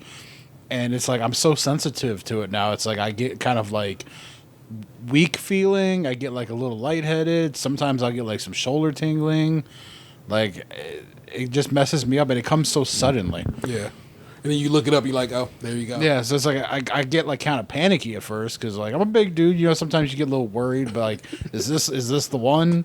And then like you're not going to see Elizabeth anytime soon. yeah, but then it's like I've come to like look at the weather app, and in the weather app I see that rain. I'm like, okay, that's what this is. Let me knock some Excedrin back. I'll be good. I just found out recently that when you see, in your mind, when you see something that says 60% chance of rain, what do you think that means? Pretty good chance. 0. So I don't trust the weather apps anymore. So what that actually is saying is that it's not that it's a 60% shot at getting rain. It is 60% of the region you in are going to get rain, and you could just as easily be in the 40% that's not going to get rain. And having learned that, I'm like, it just messed my whole head up because I've been looking at the wrong way this whole time. I've been looking So at 11% of the oh yeah, that's pretty dope. yeah. And so it's like that coin flip of, I've been thinking like, oh, it's 50-50 chance. Like, no, that's not what it's saying at all. I mean, I can see that because like there's been a time where like I've been at a traffic light and it's raining on the other side of the street, but it's not raining where I'm at. Correct. Oh yeah, like I never forget. Like I was in my backyard playing we weren't playing. We were getting out of the car. Me, my mother, and my brother. And it was raining in Mr. Green's yard and not in ours. It was the craziest thing I've ever seen in my life. Like super specific, Yeah. precise rainfall. It was, I was just like, yeah, that's super weird. Yeah, I remember being at it was a red light. Like I left my mom's house, and I was at red light on Broadway Avenue, and like I'm looking across the street and it's dumping, and on my side of the red light I'm just nothing. Like my car's bone dry. Did you just turn around and go to like I ain't even? Nah, I had to drive the half mile of the freeway. I had to get out of there. You don't linger in that area. Is it the Skid Row of Cleveland? I'm just jokes, man. Worry not. Oh my goodness. That ain't the Taj Mahal. For real. In general, Joe, you know how we do it. We are like well into it at this point to be doing it, but whatever. Ant-Man, what's been going on in your world? I told you I built my grill. I had to double check in case you had Yeah, something but else you told him that off air. Oh yeah, I did tell you. Well, I mean, I won't keep you too long, but like we were talking about off mic how I was building a grill. Inside baseball, though, Anthony, I thought we were on mic. So this is kind of like a reenactment of a previous conversation. Yeah, a little bit. Dramatization may not have happened. So like T stated that like he couldn't fathom like starting something and then not being able to finish it. Like that. I take days to build Lego, but a grill I'm gonna finish. I'm gonna start that and we gonna get it done. But like I said, I don't. Okay, so maybe if I started it at like I have to do with you guys. Like I mean, another piece of inside baseball. Like I usually don't start recording until I put my kids to bed. So imagine, me fully functioning because most of the time we've been working, getting up at 6 o'clock working. Yeah. And trying to earn that money because it only shine for so long. Yeah. And like, okay, so it's 9 o'clock. I'm gonna start putting together a grill. And I mean, it's not a. I don't know how the fuck you do it, man. I don't know. I'm just being honest. Like, I'm single. I don't have kids. And to me, I'd just be like, fuck it. I'll do it tomorrow. I mean, But I think that's a problem I have. Okay, so I bought that on my birthday, like on June 13th. Mm-hmm. And it is July 20th today. So, like, I was like, I wanted to put it together. To me, that's pretty good. Like I just told you, man, I have a lawn gnome on my dining room table that's been there for a year and a half. It's longer than that. Shit, I still have artwork in the spare bedroom that the previous owner left behind that I haven't gotten rid of that I don't want. I've had my house for over 4.5 years now. I mean, life comes at you fast. Like, I walk by it every day when I go to the bathroom and I look at it and I go, man, I gotta get rid of that. I mean, I have a 4-year-old and I have a 6-year-old, and like, so I was just trying to do my time. Just put in how many hours I had worked. It took me almost 15 minutes because if it wasn't like, hey, what are you doing? How was your day? How was your day at 4 something or 5 something? Like my kids are just like, so okay, just like this week, it's a no TV, no Kindle week. Are they on lockdown? No, see, they it wasn't like they were bad, but it wasn't like they were good neither. And like, I mean, I didn't want to be presumptuous, but like, in this day and age, most of the time when the parents take away those things, it's because like somebody did something. Well, it's like, so Anthony, my oldest son, has worksheets that are due in August at the when he goes back to school. Oh, this is like how we had like summer reading projects when we were kids. Sure. You know what? I enjoyed like the summer because like the summer reading club for me at the library was how I spent my summer. So if I wanted some pizza, I read about 5 or 6 books and get a free pizza. I wanted to go to an Indians game, I read about 5 or 6 books and get to the Indians game. I got tickets to go to the Natural History Museum before because of that. Like I got Cavs tickets once, and then like at school, like we had to do like that shit like monthly or quarterly. I forget which. It was called the Accelerated Reading Program, where like we had to read certain books from a list that were like, and then take a quiz on it, and like the quiz was like worth so many points based on how many questions you got right or whatever. Yeah. And I remember I was always like just smashing and like the points because we needed like 20 points by the end of the quarter, and there was like I was reading so much back then that I was getting like 120 points every quarter because I didn't like my teacher. So like she'd be talking and I'd just be reading. Like I'd have the book below my desk. Yeah. Like I remember I read like Huckleberry Finn, Where the Red Fern Grows, Moby Dick. I read all the Goosebumps books. Like I just read a bunch of shit back then, and like How much can you recall of Moby Dick? How much can you recall of Moby Dick? Move your mic in. just I can remember certain details, Yeah. but I don't remember like I couldn't tell you like chapters and shit like that. Like I remember them finding like the dead whale and like getting like the blubber and shit out of it for like making candles and shit like that. Like I remember little details like that. Well, So I was like fucking 12 when I read that book. That's I feel like that's early for Moby Dick. Yeah. Yeah. But that's the thing, like where I sat in the classroom, there was like a bookshelf behind me that had like a bunch of classic books that they would use for school. Yeah. Like it was like a bunch of them in case they wanted to like have the class read it. So like for whatever reason, me and that teacher did not see eye to eye, and she just irritated me, and I didn't want to listen to her. So I would just turn around, I'd grab a book off the shelf, just and I'd forget start it. I'm reading gonna learn while you talking. Yeah, it was like I mean, like I would get my work done and shit, but it was like she was just. I mean, to be frank, she was a bitch. She was the one who pulled the chair out from underneath me in front of the school. Oh no. Yeah. So like she'd be up there and like I just didn't like her and I didn't want to hear her. So like I would tune her out. Like I'd hear enough to get by. Like I was ace in my classes, but it was like I would just read the books. Yeah. And then it was like I get into them. So then I go home and I like read them at home too. And I don't know. It was just like for some reason like I liked them back then.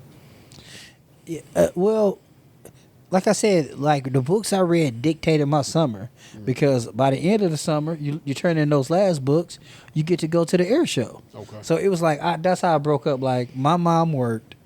Like I know, like for like she couldn't take me to every baseball game, but sometimes my Uncle Chris could take me.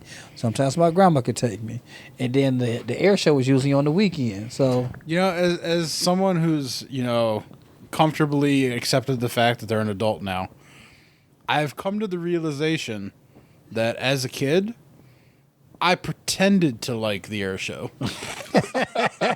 I have thought about it, and I've come to accept my feelings on it. I convinced myself that I enjoyed it, but if I'm being honest with myself, it was boring as fuck, and it's in the middle of fucking summer, so you're sweating, you're getting like I remember going with my grandmother one year, and I got sunburned like a motherfucker. Oh, yeah, 'cause you out there at Burke. Yeah, you're out there on the it's usually at the end of summer. Flatlands. Yeah, it's Labor Day. Yeah. Yeah, so it's like either end of August, early September. Yeah. And so it's still hot. There's no cover because you're on the lakefront. And so it's like the sun's beating you down. And like, I remember going with my grandmother and like, I liked when I went with her the one time because I think she only went with me the one time. The other times I went was like with my dad and them. But I liked that one time I went with her just because she went. Like I don't know if she ever went like when she was younger or anything like that. But it was just nice to like get her out of the house to do something rather than like go to the local diner or go to Hills, To like have her like, go Hills is do the something shit. different. I remember like it was just fun getting her out of the house. But I mean like if I'm honest with myself, man, like to me, I'm like I don't give a fuck about planes. See, that's the thing though. Like, I didn't like the show. Yeah. Like the loud airplanes, the kaboom and all that stuff sitting there. That's not what I like. Yeah. What I used to like was the free pencils. Like all the you get free Navy pencils and like slap bands and shit like that when you walk through.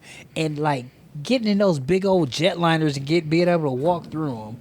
Like looking at different Hummers and stuff like that. Yeah, that's what I'm saying. Like I remember doing that shit and like I think I just pretended that I liked it so that my parents thought I would be happy and like it would give off the like let them feel like I appreciated what they were doing for me by taking me there. But like deep down, like I didn't give a fuck. I don't know. I just kind of like at that point like during my summers, like that was my release because like especially like before I was a teenager, like sometimes like we'll like every other summer, not every summer, we'll go to Arkansas. And like in Arkansas, you can go out and play and shit. But I lived in the inner city of Cleveland. Like I was in the house all day long.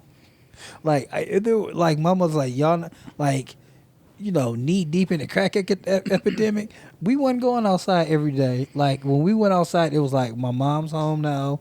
The street lights, like come on, we coming in the house. But like most of the time, I was just like watching what was on HBO all day long. I think like part of it for me is like I don't give a shit about like most like museums and stuff like that. And to me, an air show is just like it's an outside museum where sometimes some of the equipment is still operational. So what's the vibe for you? What do you think is your in the realm of museums and the like? Like I like the Natural History Museum because I do like the dinosaurs, and I like the what's the room with the star projector? The observatory? Is that the right word? I thought it had a different name. I don't like that word. Like for the sake of argument, no. It's like our Natural History Museum has that projector where they have all the stars that they project onto the wall. Yeah. Planetarium, that's it. Yeah. I like the planetarium room because like I like that like calm feeling of the dark with the lights on the wall. Yeah. So I always like going in there. I like dinosaurs are my jam, so I like looking at the dinosaur bones. And then, like, they had kind of like a little garden area at the Natural History Museum outside with some animals and some plants and stuff. That is pretty dope. Like, they got like it's almost coyotes like a small zoo. Yeah. And it's very cool. Yeah, so like I enjoy the Natural History Museum we have here. I've never been to the art museum. Yeah. So I have no opinion of it. It's pretty dope. I've been to Severance Hall one time. I know that's not really a museum, but it's kind of historical here. Yeah.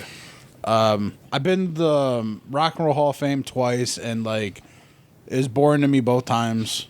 Really, I find that place to be so interesting because like I always find something neat there. Like they had often a cut just on a Lilo somewhere. It was like the lyrics to like Walk This Way. That pencil written lyrics to like Walk This Way. And like Steven that's Tyler the kind wrote. of shit that I feel like a lot of people like think is really cool to look at.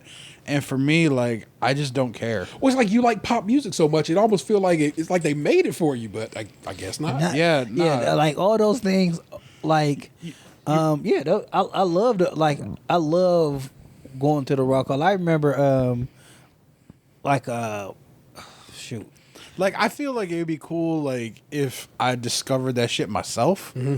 Like, if I was going through a trunk and I found Run DMC's, if you found your Uncle Steven Tyler's lyrics. Yeah, exactly. I mean, I'm being honest. Like, I hear you. yeah. I hear you. But to like just go look at a glass case, like this is the piece of paper they wrote it on at the Waffle House. Like I don't know, but it's like, like it's got like a coffee ring in it, and you kind of just in my mind, I'm like I'm taking there, and I'm like that is wild. They sat there at a diner, write the lyrics to this song, and they literally for some reason when it comes to shit like that, like with these museums, I'm kind of detached.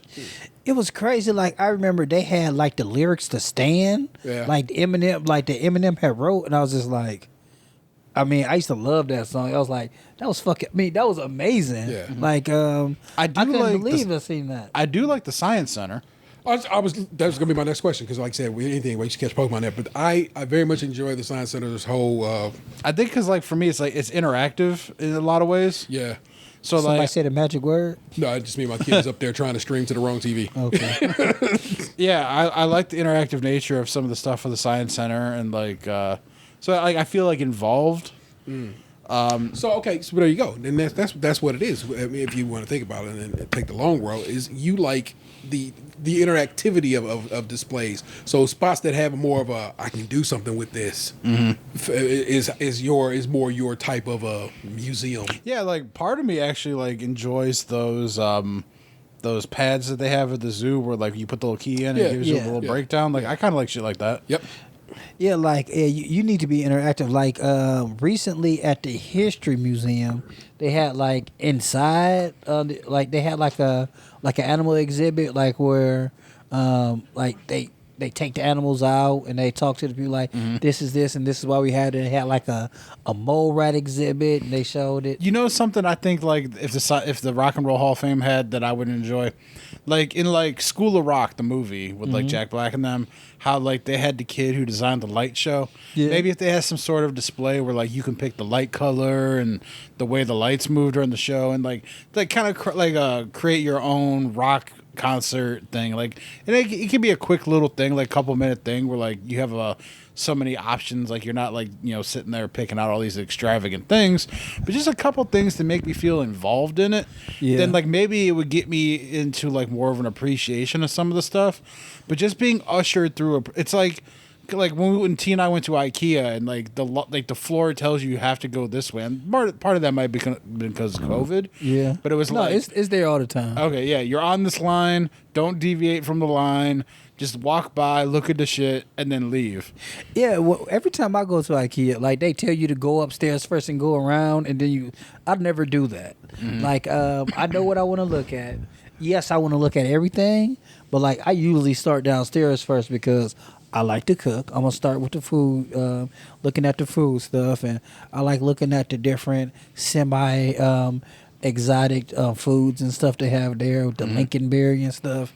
Like, I do kind of like going my own path with it. Like, I don't want to be told what to do, but IKEA is such a fun place to go. Going to IKEA next weekend is like one of the things. It's next weekend we going? It's not this weekend. It's next weekend. Oh, well, I mean, next weekend. Like, it's coming up fast. Well, I mean, by the time they hear this, it'll be like 2 days later. But yeah, no, it's literally next weekend, right? Yeah. Yeah. So it's like I'm looking forward to it because I've only been to IKEA the one time, and it was when T and I were driving back from Memphis, and I'd been driving for hours, and like we still had an hour and 40 minutes to get home. And like we both had to work the next day, so like I was tired, and like we went to IKEA, and like my feet have been killing me because I've been driving a car for so long, and like it was still like during COVID, so like a lot of the people, like it was kind of dead in there because we went on. It was like a Wednesday evening during COVID, so like it wasn't like crowded or nothing, but like it was still late at night, and we still had driving ahead of us, and it was like it wasn't just me driving home. For me coming back, that means I have to drive, you know, to T's house and drop T off, and then I have to drive home. So it's like doubling back, you know. So it was like I had like more driving ahead of me than even he had at that point. So like, and I just wanted to get home, and I didn't really get to appreciate the full experience of the IKEA because we were kind of hustling through there in a little bit. So I'm looking forward to being able to go in there and like look around more, and like now that I've like got more into cooking, like maybe looking at more like kitchen stuff or. Yeah, I guess we really need to discuss what time we leave that stuff. But we'll do that in about 10 minutes. That and like you guys were talking about a vehicle. I mean, not really. I guess we just got to be we can look, but we got to be conservative with what we buy. I mean, it's only your trunk. I mean, realistically, we're gonna be there for one night, so it's like I don't need to pack like a ginormous over. Like, I need to bring some basketball shorts. I can wear the same shirt 2 days in a row. I do not give a fuck. I mean, just in case I poop on myself, I do need another pair of underwear or something. Yeah, but I mean, like, I could throw that shit into a drawstring bag and like keep that behind my seat. Like, Two pairs of drawers, 2 pairs of socks. Y'all know what it is. Yes. I'm not even the gonna go pair- that the deep. pair I Like, got I mean, on. like, I'll just wear the same cargo shorts 2 days in a row. I'm not even saying I'm bringing up whatever. I'm just saying you got to just like your man said. No, I'm saying like I'll pack a pair of underwear, a pair Also, of socks. clearly and- this man worries about the bathroom situation. I know that. Yeah, I told T, I was like, I'm like, we talked about it. It's everybody's trip. I couldn't understand paying an extra $60 for one night for to have one more bathroom, but like, it's not only my trip, so I didn't say nothing. I mean, like, if 4 men getting ready for something. You gotta remember though, I lived in an apartment with 5 people and we had one bathroom, so it's like me roughing it for one night wasn't that big of a deal. I have never lived in a house where I didn't have another bathroom option. And it shows. Hey. Yeah, like, I'm sorry. I'll be elitist, like, but like we already gave T $70. I mean, Well, I mean, I felt like that when we gave him the $70. Because remember, I voted for the cheaper option at that point. I mean, But they played us anyway, so Yeah. screw you, Kyle. I mean, it is what it is. Like I said, like, it's not that big of a deal. I was just trying to save $20 and... Well, not really, because the difference between the one bathroom and the one we got was $60. Well, it's like I just did. Yeah. It's the grand total is we have spent $28 more since for the new one when all is said and done. I actually went and did the math. Like in total or per person? In total. Oh, okay. Yeah. So it's an additional $28 to get the spot we got. Yeah, like the one that I had voted for previously was $130, and it was the one with one bathroom and like supposedly 4 beds. Yeah. And the one that like you guys like you wanted was like $190, and it was 4 beds and 2 baths. So it was like we were paying an extra $60 for one more bathroom for one night. well, first, I didn't look at all the prices. When T sent the first one, I did look at the price. What was it, 170 or something? Forget you, Kyle. But like at the second time, like I didn't look at it again because I think I was a little bit late to the party because y'all was discussing that's in Canada and stuff like that. And, Well, no, like I said, he just happened to point out that the one I was like, man, that looks really nice, and he's like, that's because it's across the dang border. I'm like, Yeah, I was looking at it, and I'm like, Ontario. Well, it's like at that point, I get it. It's probably just The proximity because of the border. algorithm. That's why, like, I said it because I was like, I didn't want you to get excited and realize we couldn't go there. but then like it was like, wasn't it gone and then it came back? No, the one we staying in went and came back. Yeah. Yeah. So like I didn't honestly I didn't pay attention to the price. I only once T said that the first place was just gone pretty much for no reason, I was just like, we need a place to stay, and I didn't really So I was looking at I mean, like when I go on trips and shit, though, this is what I do is like I try and figure out the most cost efficient way of doing everything, but like that's because I'm usually the one planning everything. Like because I was so used to doing that with my buddy. Like whenever we went out of town, I did everything. I booked everything. I bought all the tickets. I arranged all the travel. All he had to do was give me whatever amount I told him to give me. And I'm not the opposite, but I'm like this. I feel like if we're going out of town and doing something, no matter how much time we're spending there, I want to have a great experience. So, like for example, like we're going to Chicago, like the days after we leave there, after we leave Detroit, and like if we're staying in a hotel, we're not gonna be spending all our time in Chicago. We're gonna be spending some time in the hotel. I hate hotel rooms. I need a hotel suite. I have to have because my family likes to sleep in. I'm on vacation. I'm ready to go. I'm ready to get up. I'm ready to step away, get dressed somewhere else because y'all sleepyheads. And so I want to have a place where like I can come back and regroup, or like I'm still hyped up. I'm not ready to go to sleep yet. So I don't know. I'm just always like, honestly, at this point in my life, I was like, I can't take it with me. Like, I know I'm not a rich man, but like I want to make the experience the best way I can make it while I can. Like, I don't know. And this is new. This isn't like something I've been thinking and feeling my whole life. This is like, just like recently, like when, I used to be like, oh, what am I going to do tomorrow?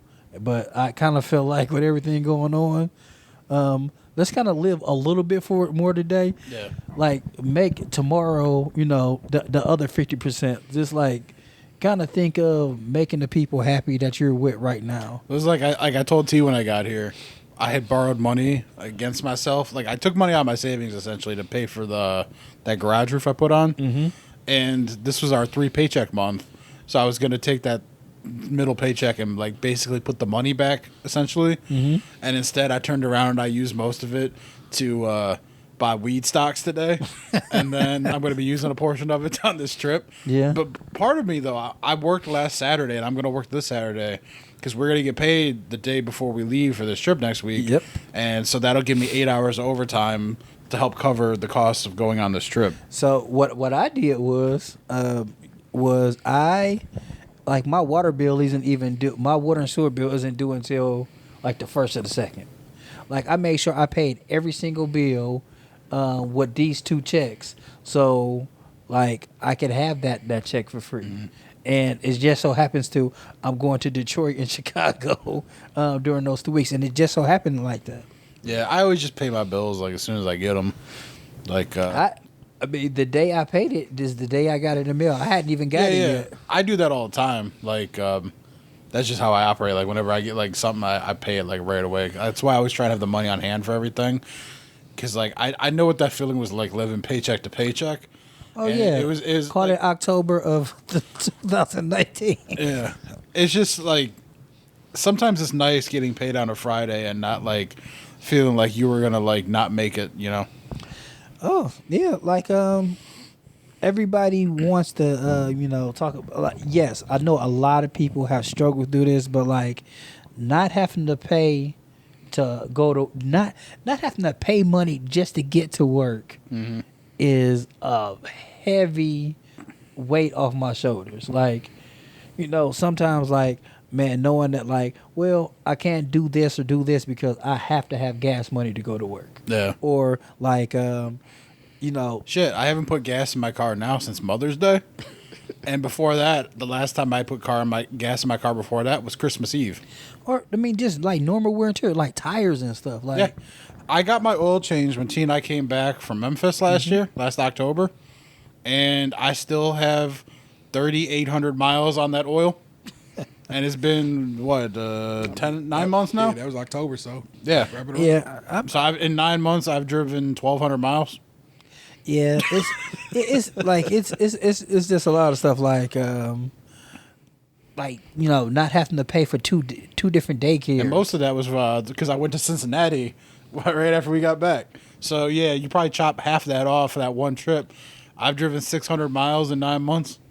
Yeah, it's a lot of different things that have made this like transition to be able to like pay bills, not even like necessarily on time, but like beforehand, or like when the wind flickers the lights off, you ain't gotta be like, did we pay the light bill? Like Still happens. Yeah, that's the thing. Like, I don't feel like I'm living like I live paycheck to paycheck in a sense where like I'm not like I'm kind of like 1.5 paychecks ahead, but like if shit were to go south, I wouldn't like I never feel safe. Like I always feel like I'm okay, but I'm always like looking like ahead or like got one eye on like the eject button, like see if someone's pressing it. To me, it went from being paycheck to paycheck to it just being a time marker. Like things aren't great, but things are way, way better than they could be. Like this Friday I do get paid. I'm not having to worry about like many a times it was just like, oh, you get paid this Friday? Your OnlyFans money coming in? Well, I don't this know. Friday for you, the listener. Yeah. Yeah. Like, being broke the same day was a thing. It was wild getting paid and like your entire paycheck being gone like the afternoon you get it. Oh shit! By 8 o'clock when you get up and pay the bills, it's all gone. Mm-hmm. Like, I'm glad I can say it's like that doesn't happen every time though. Yeah. All right, let's talk about some funny stuff. I mean, hey, basically, my patrons be on the lookout. We going to Detroit. We gonna try some things, and you get wheat rods out of that. You the shit sounds like we can go to Canada in a couple months too. If it working like I'm supposed to do, I'm going to Canada here in about a month's time. Oh wow! I'm going to go to Crystal Beach for me and Vanessa's anniversary. I cannot. I asked today, can I have the time off, and it turns out the time at our actual anniversary is already been allotted at work. But I was like, you got this day, and boss was like, yeah, I got that day. I'm like, cool. Yeah, I'm gonna have to call off one of the days of my vacation. Hey, that's real. Somebody sick. No, I've been one of my old bosses taught me when you call off, you say I cannot make it, and that's it. Yeah, they can't use it. I mean they can't really use it against you anyway. But the way she explained it to me is like, I don't want you to play on my sympathy. Just tell me you can't make it, and then that's it. You tell me like, oh, I'm sick, and then when I actually you sick, and then he's like, oh no, I went here. Like, I can fire you for that. Yeah. Just tell me you can't make it and leave it at that. And that's all I do. It's like I won't be able to make it in today. I laid the groundwork with my boss already that like sometimes I get migraines. So sometimes I have a migraine. And sometimes, you know, the Yeah, war zone calls. Yeah, I haven't had to call off. I mean, anytime during this pandemic. No, I have not. I have not. I called off twice this year. And well, like I carried over sick time from last year. Oh so, yeah, like, me too. I had like a couple extra days, and on top of the six sick days we get every year. And so like I called off once because I did have a migraine, and like it really fucked me up. And then I called off another time because like I didn't sleep well. It was probably like a barometric pressure rainy night, and I was just tired. And I was like, "Fuck it, I don't feel like walking to the living room and fucking forcing myself through this in like a half. Like I got like 3 hours of sleep that night. Like I didn't want to go on the computer and put up with people's bullshit for a full day I tell you one. in my own home. Yeah, I tell you one thing. When the boys start going to school again, that's when I start taking some time. Cause what's the use of taking some time off? Or like, I mean, It's not really time off. Yeah, Yeah. because you don't get away from anything. yeah. But man, Well, like I told T, I'm like, we're over halfway through the year already, and I still have 3 weeks of vacation, couple personal days, and like 5 sick days. yeah, I've used only 40 hours. Yeah. Like that's nothing. Well, part of it was like, you know, I think I said this on the episode a couple weeks ago, but I've had 2 weeks off this year from bereavement from both of my grandmothers passing away. Yeah. So like I got two. I mean, they weren't free vacations, but because I had to deal with personal tragedy. But like I got 2 weeks off of work that like don't come out of my personal time. So I've had some time off, but it was like for unfortunate circumstances. Yeah, your soul had to get some relaxation, but yeah, that I mean, it was kind of two birds in one stone, but not. That's the thing is like I took those time 2 weeks off, but like I still have all that rest of that time that sits there because of it, and now we're approaching the second half of the year, and like I told T, I'm like, this could probably be like a week where I just take off and be like, fuck it, I'm at the house chilling. Yeah, I'm gonna do that. Like it's probably gonna be like a off week. Man, look at that beard, man. Oh man, coming through. He got the malt liquor poppy looking going on over there. He got that 8 o'clock shadow going. Oh man, this is incredible. Oh, my I God. remember when you were about 2 years old, and I used to sing "Lean Back" to you. Hold you, lean back. And you used to laugh like crazy. When my youngest brother was a baby and he would be crying, I could get him to stop by putting on Soulja Boy's "Crank That." Oh, you Yeah, like my mom had Dish TV with like first rapper to ever know Lunchbox. with the DVR. So like what I did was I DVR'd the music video from one of the music channels, The box. and so we saved it on there. And whenever he cried like that, and he'd be like, and then he just watch it be quiet. Like he go from crying to like Crank it up.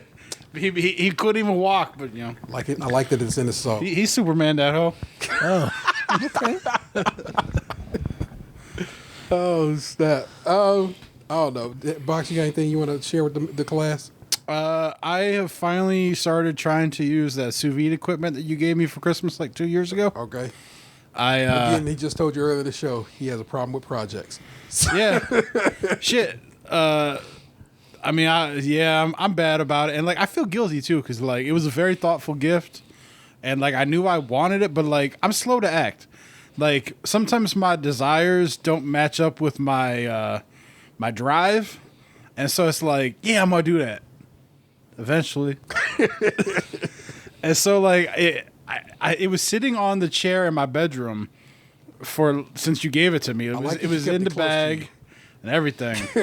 And then when I started playing Call of Duty, like I hooked the Xbox up in my bedroom, and I decided to start using that chair. And that chair was like actually left behind by the previous owner. Like it was in the corner of that bedroom when I bought the house, and I did not move it. It just sat there. I didn't use it.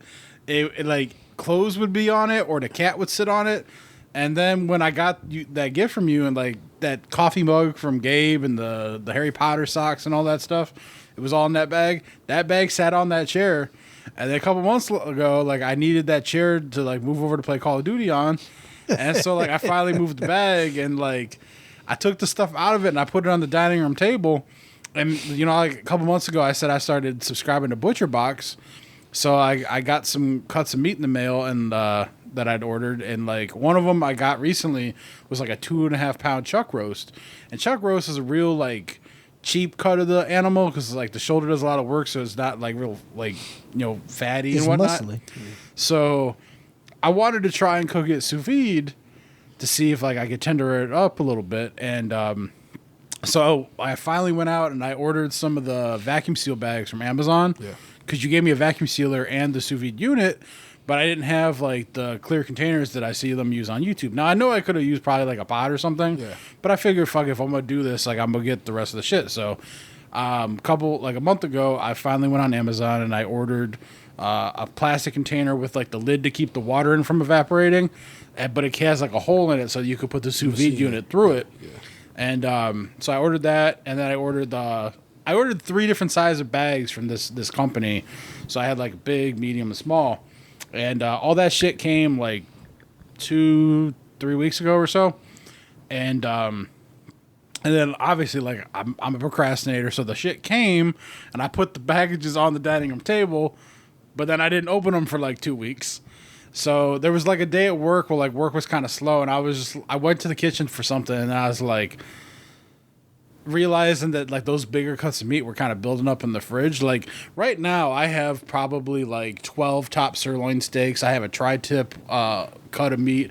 I have a top sirloin cut in the fridge. I have 2 ribeyes. I ate a ribeye tonight and I still have one in the fridge for tomorrow, but then I have 2 more frozen in the freezer. I have a bag of scallops that I haven't cooked that I got from that. So I have all this meat building up. And then, like, my next box is going to ship in, like, 7 days, which is going to be more. Right now, I have more scallops in there. I have some New York strips set up. So, like, I have more meat than I know what to do with right now. And I realized that, like, I needed to stop. All right, I needed to, 1, cook the food that I already bought. 2, I needed to stop ordering out so much because 1, it's a waste of money, and 2, I've been putting on so much weight during COVID that I needed to like cut that out. So I was like, all right, I ordered the shit from Amazon. I got the food here. I need to just buckle down right now, open this shit up, and like get this, tested. So I had like some rosemary that I bought from Whole Foods when I cooked a ribeye from there. So what I did was I took the the chuck roast, and I seasoned it up. I put some rest of the rosemary in the bag with it. I figured out how to use a vacuum sealer because I'd never used a vacuum sealer before, and it didn't really come with instructions per se. Mm-hmm. There was like a sticker on top of the unit that kind of like implied what to do, and I figured it out by fucking around with the unit because like I tried vacuum sealing it and it wasn't doing it, and I couldn't figure out what I was doing wrong because I was putting it into the compartment where the sucker thing was at, but nothing was happening. And then, so I picked the thing up and I was looking at it to see if there was like a button I missed or something.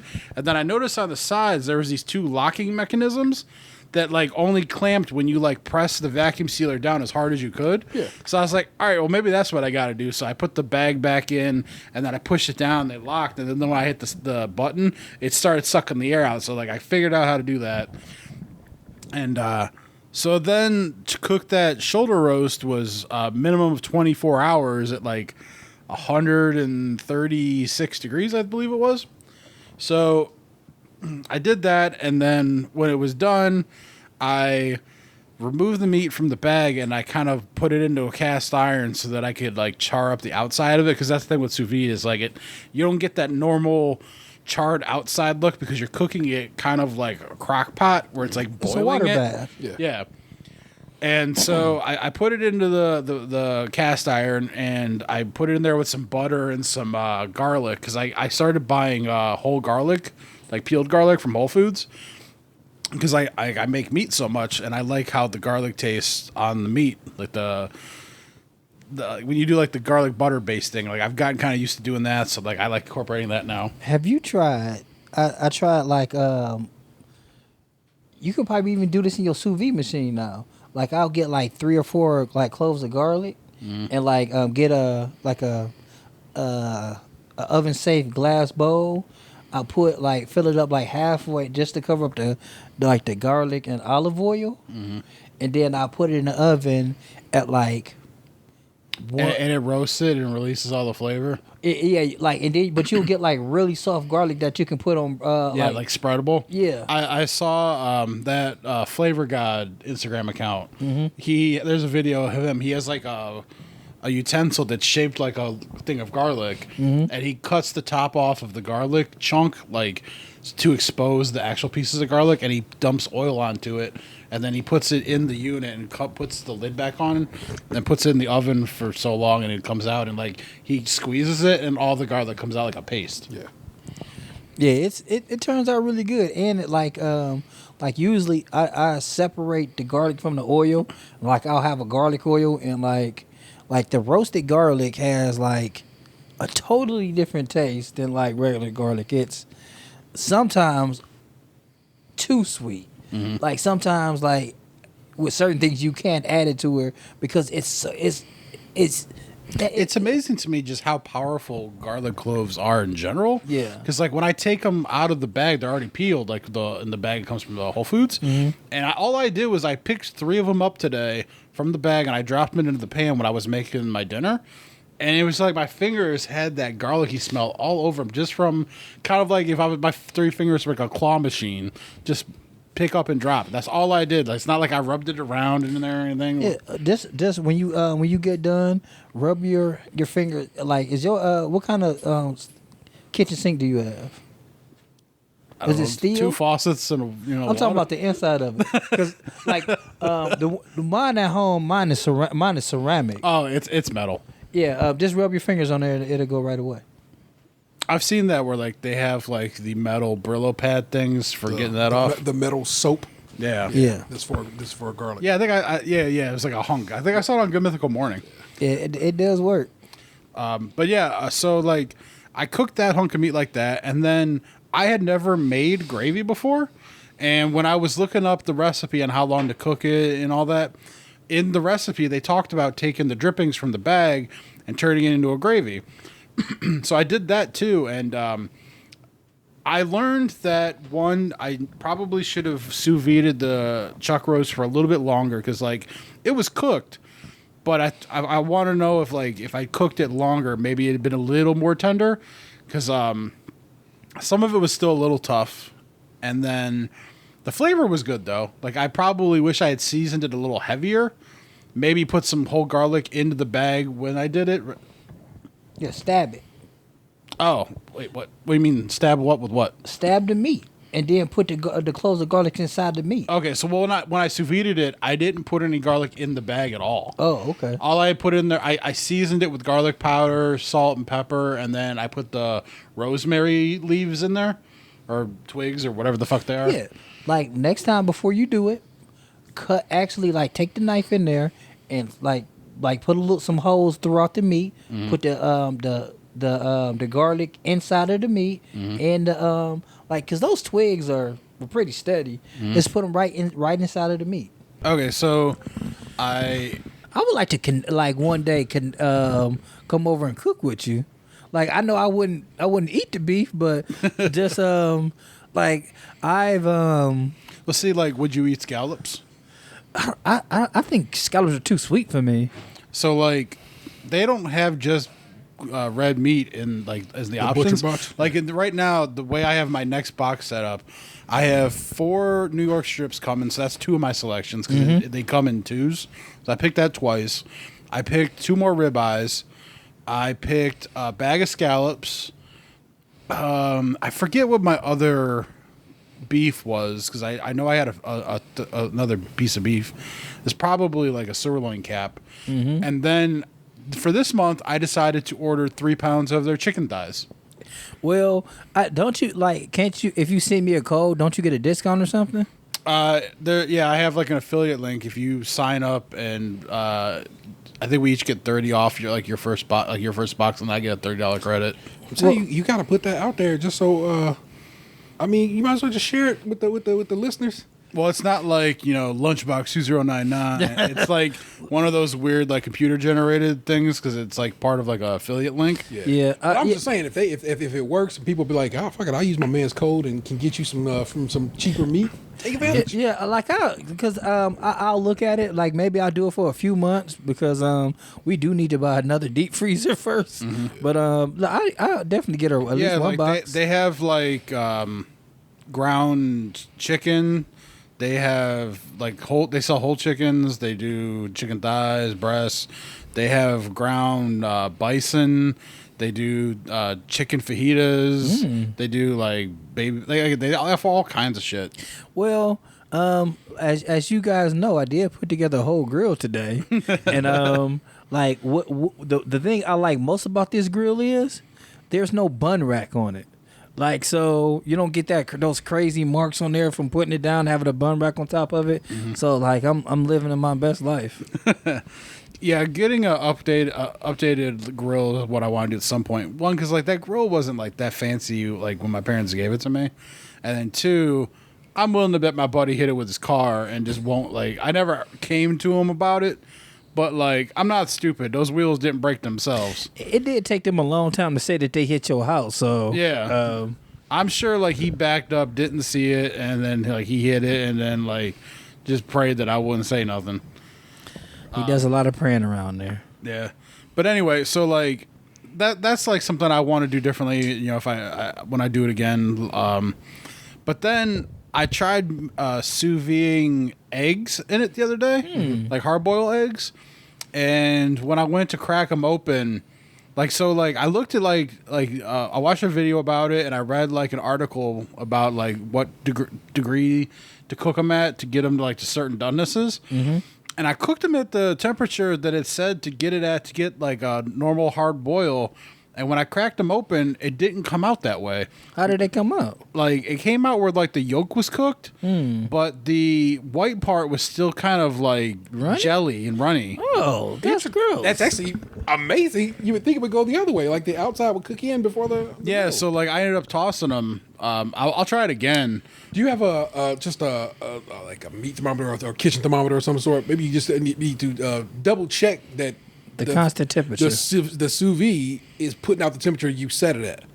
I mean, I have a meat thermometer. I mean, like a probe thermometer. Yeah, like a probe, and then I think I might have like one where it's like the stick that's attached to the unit where you put it in. You might like I said, the next time you do it, or just as a test, throw some water in that bad boy, set a temperature, throw the thermometer in there, and see and set it to beep when it gets to that temperature, and make sure that the sous vide is giving you an accurate read on what it is. Because if it's like so, my oven is about 25 degrees off, and I always know that. So you got to. Yeah, I cooked keto brownies again 2 days ago, and so it said to cook them at 350, and for like I think it was 40 minutes, and I set my oven to 400, and I cooked them for 45 minutes because like I know that like my oven's a little off. Yeah.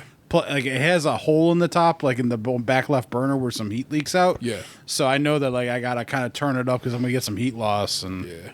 My man Carl Tart was trying to cook some cakes a while back, and it was something was bad happening. And I was like, you gotta get a oven thermometer and gauge your oven to see if your temperature is off. Turns out his oven was off by a degree, but me talking to him about it made me go, let me check my oven. So I bought an oven thermometer that you just hang into a hang thermometer, and it turns out it's like 25 degrees off. So that's how I figured out my own stuff. You got gas or electric in there? Gas. Yeah. So it's just a humpy dumpty kind of situation. But I like that you in here testing out the various methods. Anything else you try yet? And then in the those are the only two things I've done so far. Yeah. That was in like the last week and a half. What's something that you've seen like on YouTube or just let you like, I really want to try that? In the sous vide method of cooking. One of the things that I saw that was interesting, I think I said it to Anthony, was sous vide creme brulee. Yeah, really? Yeah. Now, how does that explain to all of us? How does it work? It was just the sous vide unit, but you put the jar into there. Yeah, like as the water bath, pretty much. Okay, yeah. Okay. So you make it in a jar, and then of course you sugar it and hit it with the torch. Mm-hmm. Oh yeah, that sounds amazing. Hell yeah. I like it. Well, what I'm saying, that's been a part of Dan's overall journey for my long term listeners of just getting his better and getting better and better in the kitchen. Yeah, like getting the seasoning on the stuff, I think is going to be one of the most important things. Yeah, because Whole Foods had ribeyes, like thick cut ribeyes, on sale a couple weeks back. So I bought like it was like $19. No, would have normally been $24 for like a 18-ounce ribeye or something like that. It was a thick cut. Yeah, and that was the first time I ever cooked with rosemary. Mm-hmm. I never cooked with thyme or rosemary before, and I got rosemary this time.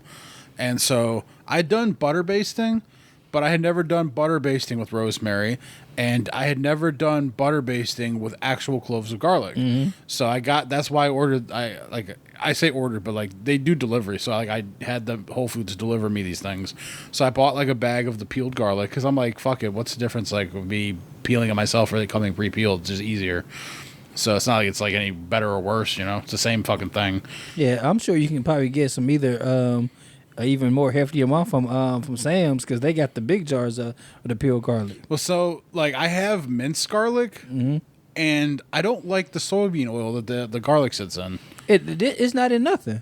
It's just like it's in a big. It's like in a jar in the fresh veggie section next to where the garlic normally is. It's usually just right there, and it's usually just minced garlic in itself. No, it's in the fresh section, like where they got like lemons and stuff. Yeah, that's what I'm saying. It's a big old thing of it's like nothing but garlic and like no oil or nothing in there. Yeah, Because the one I bought from Sam by me was maybe it was more of a preserved one. Yeah, but it was minced garlic, and they like preserve it in like soybean oil.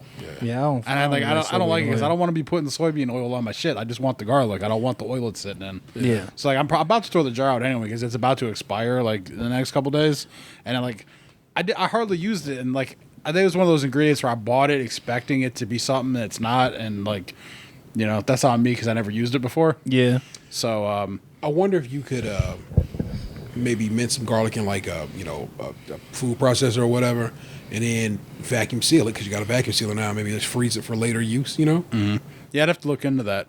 But to circle back to the ribeye thing, it was the first time I ever cooked a steak with rosemary and garlic before, like in the butter based thing. And my God, I fucking cooked that steak to perfection. It was perfectly medium rare, and it tasted absolutely fucking delicious. Nice. So, do you think rosemary is what you've been missing your whole life? I want to try it with thyme to see which one I prefer, but that rosemary with that garlic, well, like doing it with the garlic and like with the butter based thing, took that shit to a whole nother level. Like I didn't realize how good that rosemary was going to taste on that steak. It was fan-fucking-tastic. I want you to try this. And you might even have had this before. But next time you make fries, take those whole cloves of garlic and the rosemary and put it at the bottom of the plate. Like where you put the paper towels and stuff to soak up the grease. As soon as you take them out the grease, put the rosemary and garlic at the bottom and just put your fries on top of there.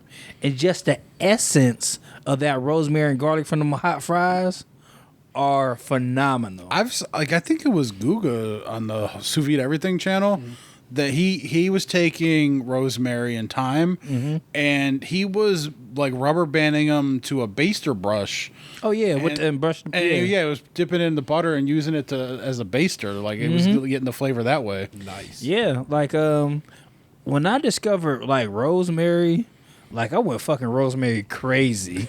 Like yeah, I feel like I unlocked a whole nother level of cooking. Like rosemary is just one of those things that when I discovered it, like I just haven't stopped using it ever since. I feel like if I was in a relationship, I would be kind of similar to you in that like I enjoy cooking. Yeah. Like as long as it's something that I'm comfortable with and whatever, like if we got the ingredients and I got the time, I'll knock it out. I'm not I do laundry, I clean like when I'm motivated, but I have no problem cooking. Yeah. And if I had a dishwasher, I wouldn't mind the dishes. Like I don't mind loading the dishwasher. Oh man, that's the one thing about my situation is I don't have a dishwasher. So anytime I use something, I gotta fucking wash it by hand, and it gets very tedious. Yeah. I mean, we'll talk about it on another episode, but we have been going through it with our dishwasher situation. But that just what is it? so You don't we gotta had dig a dishwasher. Yeah. Like when we first moved, we had our house renovated when we moved in, so everything was new. Yeah. So we got this dishwasher and it broke. We got it fixed, and then it broke. Like within a couple of days. Yeah. Then we got it fixed again. Like the guy said, oh, okay, I forgot to do this. I'll fix it. So then it broke again. I called this a repairman. He was just like, what's the name and the model? He said, you know what? I don't fuck with that machine. Buy another one. I'm not going to come to your house. I'm not going to bullshit you. That machine has so much trouble. Like, I will be back in within months to fix it. I won't. I'm just gonna tell you that straight up and down. That one has a problem. So I told my partner, I'm like, look, I don't want nothing for my birthday. I don't want nothing for Christmas. I just want a new dishwasher. I'm doing the cooking and stuff. I'm doing the cleaning. Like, help me. This is what I want. I don't want nothing else. Yeah. I got regular Christmas presents. Like for the longest time, and then this year for my birthday or for Father's Day, I got a dishwasher. They came in, they changed it. We got a new dishwasher. Like right after they left, we looked on YouTube, properly loading the dishwasher. We load the dishwasher, bad boy started leaking into the basement. So we called them. They came, they took it. And they were like, okay, well, we can see from, how we took it out. They had to bag it, put an evidence tag on us like, look, it's leaking out the back. It's not y'all fault. Everybody, they're going to pay for this, and they're going to take care of everything and the fixing of the ceiling and everything. Okay. Mm-hmm. Then we got a new dishwasher. They come in the driveway. Hey, you guys come out here. You see right down there? It's dented. We don't know how it's dented. It's dented. So we'll put it in, but we gotta report this because it's dented before you even get it in there. And it wasn't us. It had to be during some other time. So they put it in, and they were like, we'll come back. We'll take a picture of it. We'll bring you another one out in a couple weeks. Then we start the dishwasher. It starts leaking again. So now we got to figure out why is everything leaking, because it's never leaked with the first dishwasher. The other one just broke, and it's just been a little bit of dishwasher chaos. Oh man, we got to find a plumber to check everything out. Yeah. We don't know what's going to happen from that. I mean, she's already ready to move. Yeah, y'all been. So yeah, she's been saying like we are moving next year, but like this dishwasher thing, it's just like. When you're at home all the time now, like when you're at work, you'd be like, oh, I got 8 hours of just doing this and not have to worry about it. It's like, I'm here all day, so I have to worry about all this stuff all the time. So, yeah, dishwashers are a piece of work too. Yeah, the one that was in the apartment before I bought my house, it worked for like the first half of the time we were there, and then it broke the second half, and we never had it. We tried to fix it ourselves, and like. I remember that. Yeah, because didn't somebody want to pour something down there or something? I had a roommate who poured Drano into a fucking dishwasher stupidly, and when I wasn't home, I wasn't there to tell him not to do that. Yeah. I kind of do miss like having an apartment where it's just like, hey, something broke. Come help me. Yeah, man, that's the thing about home ownership. It's the give and take of home ownership versus rentals. I don't own my home, but today my stove, the igniter on that stove busted. I text my landlord last night. Hey, could you send the appliance guy over? The igniter on the stove seems to not be oven seems to not be going. Steve came in today, fixed it. That piece the Xander was just holding up. It was just that. That's the old igniter. That's why he's like, that man. Oh, yeah. I tried to fix one of those myself. You have to be so precise with putting an igniter back in because if you touch it, you ruin it. Yeah. So yeah, it's, I don't know. Like, it's so funny. Like I was saying, I think before we started recording, like, it's that thing where it's like, I'm supposed to know everything because like I'm technically the man of the house. Like, well, what are you supposed to do about that? I'm like, I don't know. Yeah. You got a phone, you can Google it, but I don't know. Like it's like life is just like one thing after another. Yeah. That is what living is, man. But Yeah. we're going to take a couple of days and get away from it for a little bit. We're going to go do some shit in the D, find some delicious pizza, and then you're going to go to Chicago. It's going to be nice, man. You need some time just to catch a breath. Yes. We'll go from there, man. And then I'm sure I'll have plenty of stories from that. But you know how we roll, people. Each and every week we head to the mean streets of Reddit and we find out who's the motherfucking asshole. And I pulled a few of these earlier. Let me see if I can pull these up. And oh shit, I only got one. I got one in my that I saved on Reddit, and I got one that I saved on Twitter that I know that got deleted. So only got a couple. But this one, this title alone makes me think this might be to me. Am I the asshole for telling the truth and exposing a web of lies my wife's son? It's an amazing title. Let me go find this one on Twitter. And the one on Twitter Feels like a murder mystery dinner. Yeah, the one on Twitter. I want to do that one. Like I've done the one that's at Hilarities, but I want to do like a kind of a better one. I'm gonna find one, and we all gonna go. My buddy had tickets for one like last weekend. Emod, he had like a group of 6 that he couldn't use, but he like was like the day of. And Did you come with the one? Did you not come to one we did for Vanessa's birthday? I've never been to one of those. Oh, okay. I did the escape room with you guys. Oh, that's what I meant. But I never did like a murder mystery. Yeah, see, I wasn't invited to the dinner because you already had like too many people. I met you guys at the escape room after. Fair enough. The other one that I have already got erased from Reddit, but I still have it here in that Twitter account, and it is: am I the asshole for letting a neighbor make packed lunch for me? So those are the two I want to listen. I want to hear that one. That's interesting. Well, let's hit that one up. Am I the asshole for The question just seems so odd that I'm like, how is this? Okay, I need to know. For letting a neighbor make packed lunch for me. My wife used to pack lunch for me, but I noticed a while back that she stopped make lunch like she used to. Before, she would get creative with it, take her time, try new recipes, put a little special touches here and there, etc. Then I felt like it just became, okay, what are the kids having? I'll just make an extra one of those and give that to them. I would make my own lunch, but for one, it's not the same as when she makes it. Ha ha. And two, This just sounds like masturbation. And two, I work in construction. So by the time I come home, all I want to do is hit the sheets. Ooh. And all the places to get lunch near the construction site are expensive. So I'd rather just bring something from home.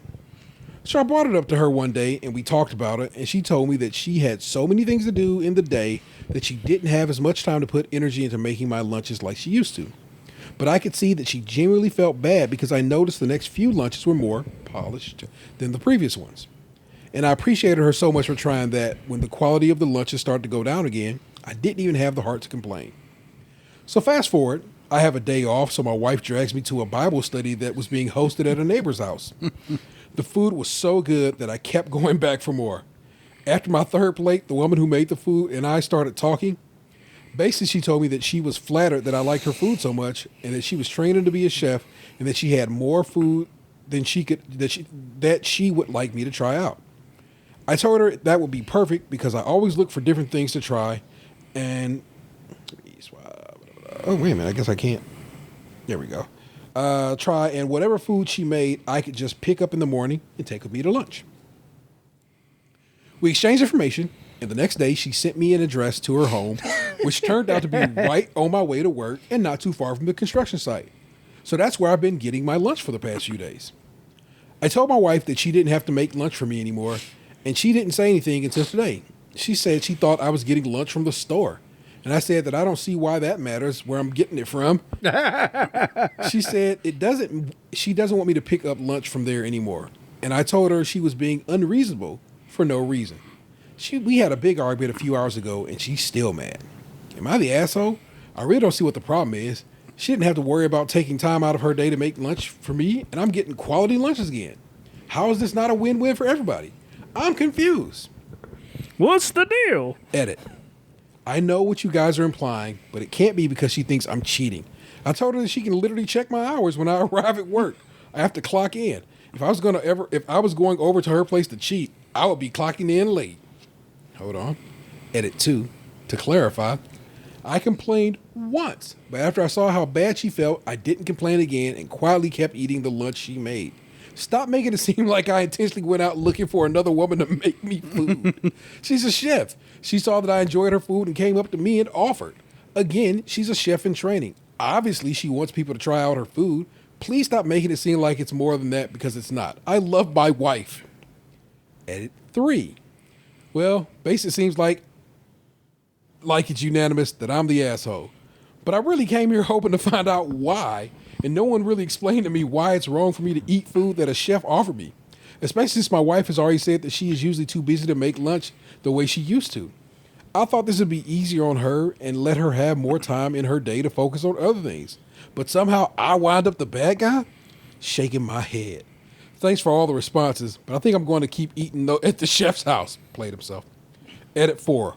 Wow. She locked the bedroom door, so I guess I'll be here reading responses from time to time until I fall asleep. I agree with him. Yeah, this just sounds like an episode of Modern Family. This don't even seem real. Oh, my God. I think that if a chef in training is looking for someone to taste their food and is willing to give him lunches as a test subject, and the wife didn't want to make shit anyway, then what's the problem? Like, it's not like, I mean, yeah, like, this to me seems like a case of an insecure woman, like, you know, just not wanting, like, another woman to ease in on her man. I mean, unless I'm reading it wrong, to me, like, I would think that, like, this is, like he said, it's a win-win for everybody. He's getting, you know, free food, good lunch. The wife don't have to do shit no more. This woman's getting feedback on her cooking. Like, the only bugaboo here is, like, don't fuck my man. All right. I don't know. You said in your edit that you want to know why you're the asshole. It's not about having someone else do something your wife does. It's about you refusing to take on something that would help your wife. I've made my husband lunches for years. When I was too busy to make them, he made us lunches, even though I was a stay-at-home mom and could have made my own lunch the next day. He took the time to not only do something that was normally on my list, but he turned around and did that service for me. I understand being tired after a day of working on the construction site, but I guarantee that your wife is tired after a day of taking care of the kids and the house and you. You didn't offer to help her. You just moved the responsibility of you getting fed to another woman. In today's society, women are constantly compared to other women. You basically are telling her through your actions that she's not good enough. 100% you're the asshole. Come on. And I hope that you learn to put your wife ahead of yourself soon.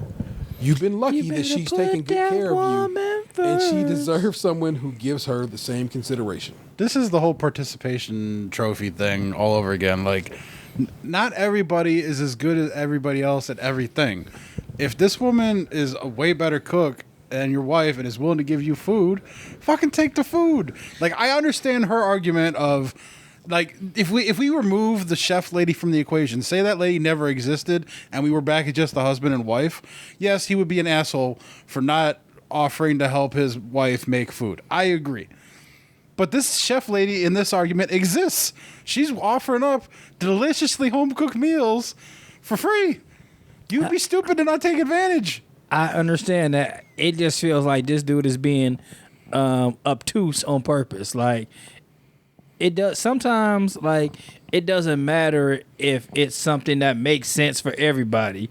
If your partner doesn't like it and doesn't make him feel good that you're doing it somewhere else, it's like this dude is emotionally cheat eating. I mean, to be Cheating. Here's the thing, though, too. Emotional cheats. We haven't had that food. We don't know how fucking good this food is. But see, that's the thing. This food could be good enough to be worth the struggle. Okay, so at the same point, if he was eating bad food to make the neighbor feel better, it still wouldn't be a good thing. It's something like that makes his wife feel uncomfortable. Like, have you ever been with somebody and, like, you were friends with somebody else and they don't like it, but you kind of got to peter off of the friendship because it makes your partner uncomfortable, even though it's not doing, like, you're not doing anything and you're just friends with somebody, and you kind of got to be like, shit, I'm friends with people who don't like part of my other friends. like, so you might not, do your friends still know you're friends with that person, but you don't be like, oh, guess what? I was chilling with Ron the other day. Man, Ron funny as fuck. He funnier than you. You probably just be like, yeah, I was chilling with. I mean, I don't go to that other person and pretend like that other person doesn't exist. I'll talk about them, like. But you don't talk about it to excess to make the other. I don't like use the other person to put the other person down. I just know that those people don't fuck with each other, and if given the chance, they'd probably fight. Well, he'll beat your ass if you want to instigate. Like, man, Ron to beat your ass, Jimmy. Well, I don't know. I mean, I can see both sides of this. I mean, I guess like at the crux of it, what's the wife really upset about? Like, I think she's upset. Honestly, if I had to guess, I think she's upset that she is unable to do for her husband like she used to, and that seemingly at the first opportunity he was like, "Well, fuck it, I'll find somebody who can." And I think that would weigh on anybody. Cause but I mean, I see he didn't seek it out though. It was just a happenstance. And that is his rationale to it. Yeah. Like, the thing is, it's kind of like, say for example, your mother asked you to fix something, and me and T come over, and we help you fix it just because we're friends. It's not something you look for. It's not something you were hoping that would happen. It just so happened to happen. Like, he found something as a solution without even looking for it, but it still made his wife uncomfortable. So his crutch he's using is he didn't search for it. It fell into his lap. I can tell you right now that like I've been in part of the situation before. I've had your cooking, sir. If I was with someone and they were making me whack ass bologna sandwiches every day, and then you come into work and you're giving me like veggie lasagna and shit, you think that like I'm not gonna like turn that shit down and just start eating your food? Because I've had your food. It's fucking fantastic. Okay, so for example, but so if you had a partner, Yeah. and that partner was like, hey, so you're coming to my house, and okay, or say we're still at work. Mm-hmm. And I was like, hey, I'm bringing some veggie lasagna for everybody today, but your partner packed you a bologna sandwich and a nasty ass Diet Sprite and some chips you ain't like. So you ate my food, but you left the food in the drawer. What are you gonna say when you get home? If she asked me how it was, delicious. Yeah. Okay. So, but you're not gonna go out of your way to be like, man, that Tatum made a bomb ass lasagna. You would think about that person's feelings. This dude ain't thinking about her feelings. Yeah.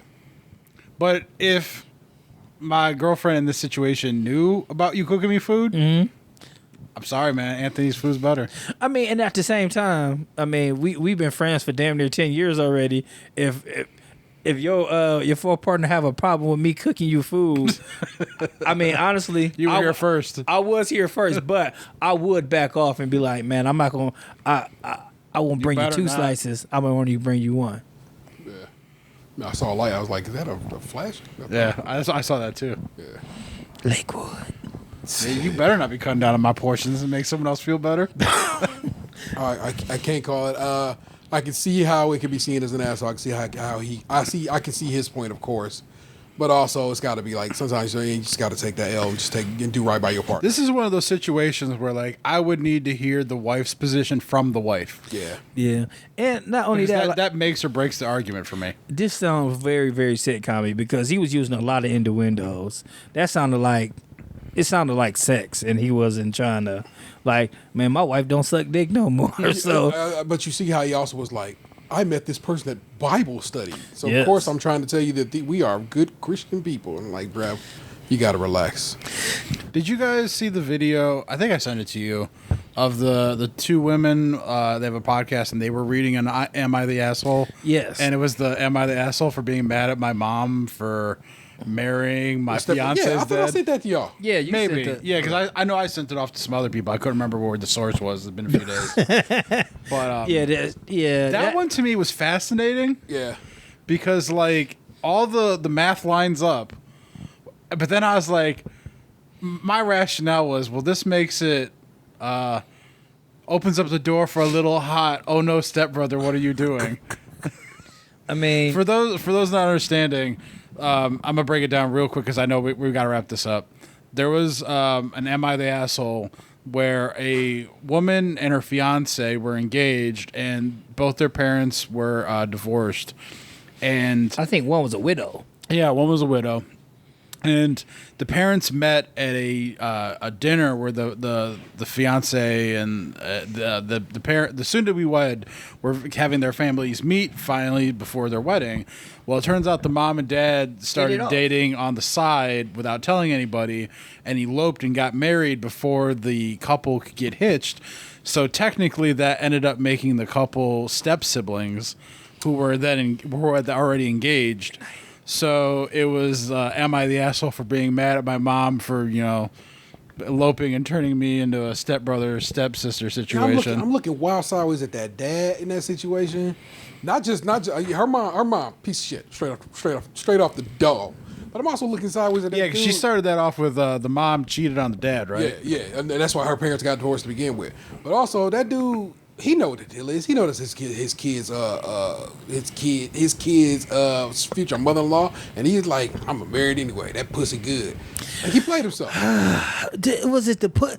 Like I don't know. Whatever it was. I know. I'm a glass half full type dude, but love is love, man. I get it, but also sometimes love is love, but your kids come first. My kids do come first, but I got at the end of the day, though both of those kids are grown. Both of those kids are not fully in their parents' life anymore. As far as like my kids are 6 and 4, they need me. When they're 26 and 24 and they found their partner, I'm not spending time with them every day. I have a void in my life that they cannot fill. Fair enough. And if I meet a person, I know it's some heavy strings attached to it, but if I find somebody I'm in love with, I would probably be a bigger person and discuss it with my kids first. Like, surely, no elope. That's the thing. I wouldn't elope. It wouldn't be no eloping. It'd be like, I would never say they're not assholes, but I wouldn't be like, you know what? Me and Dan found each other. I love Dan. I'm gonna stick with Dan. Right. And I know, that's your uncle already, but. We love each other. I'm not gonna be that, but I definitely would explain it to him. But like, yeah, like I said, what makes them an asshole is they did that shit on the humble, on the low, without having discussed with them first. It makes them an asshole. It's awesome. We gonna slide them the fuck up out of here. You know how we get down. But as always, please rate, review, subscribe, and share the show wherever possible. Please head on over to YouTube and our Twitch channels and give us a follow on Twitter as well if you want to support the show financially and have a few bucks our way. You can join our Patreon, where members at the $5 and above tier get extra content each month and early access to new shows. We also have merch available at tpublic.com/user/StageCrunchyMilk, all one word. And feel free to give us a call at 216-302-8763. That's 216-302-8pod. We'd love to hear from you. Also, we have an email address. It's podcast@stagecrunchyandmilk.com. And why would I bring that up if I never talk about it any other time? Well, I'm talking about it because we got an email. Oh, yeah. I hope the listeners appreciate the fact that this isn't pre-recorded and that you do this read every single time. And I would like to say, like, I know we're going to be spending a hell of a lot of time together next weekend. We might, if the guys allow it, I think we need to throw a whole special episode up of something nice for the road trip chronicles that we're about to go through. Fair enough.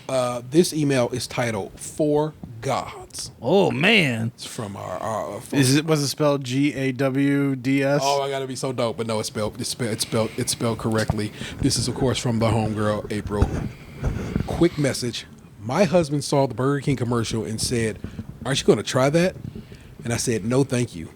He said, "Didn't your podcast recommend it?" I said, "They recommend a lot of things." He said, "Aren't they your God?" I laughed so hard. He said, "You guys are the voice of God and the burning bush. They speak it into existence. This is why I listen to your podcast alone. Thank you for letting my husband think that you guys are my four gods." April.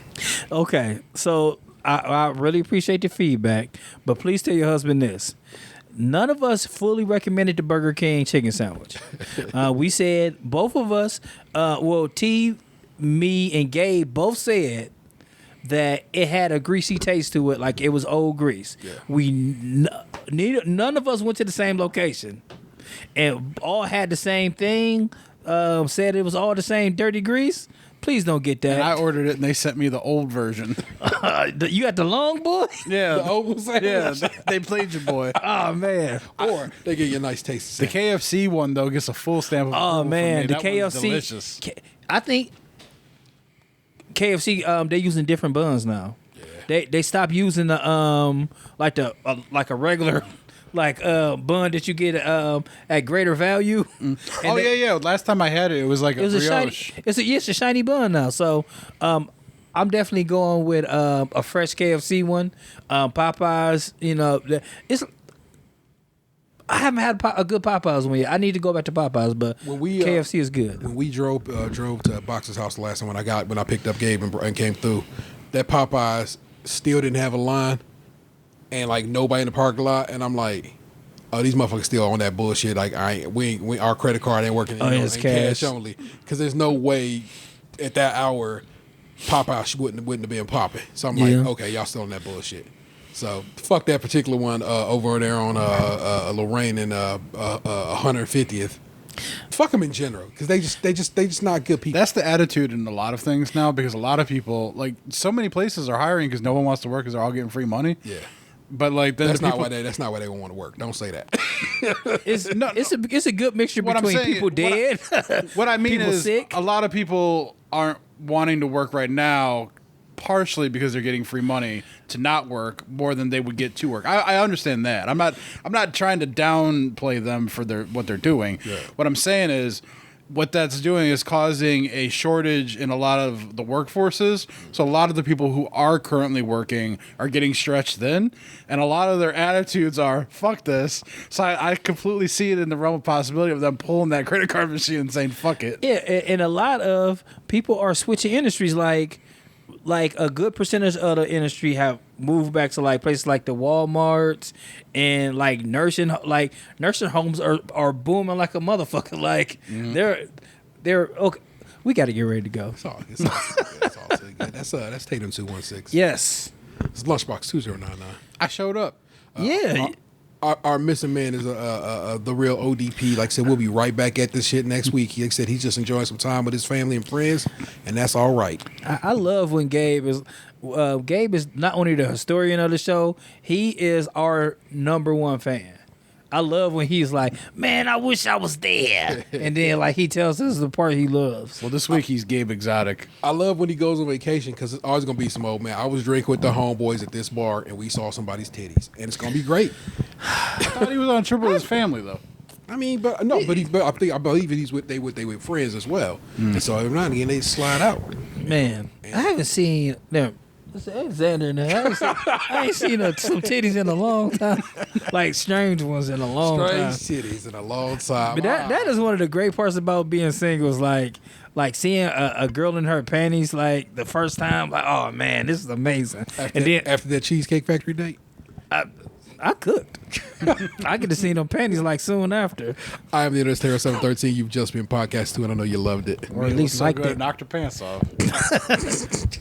Hey, what happened to you? You used to be beautiful. She liked that fettuccine Alfredo.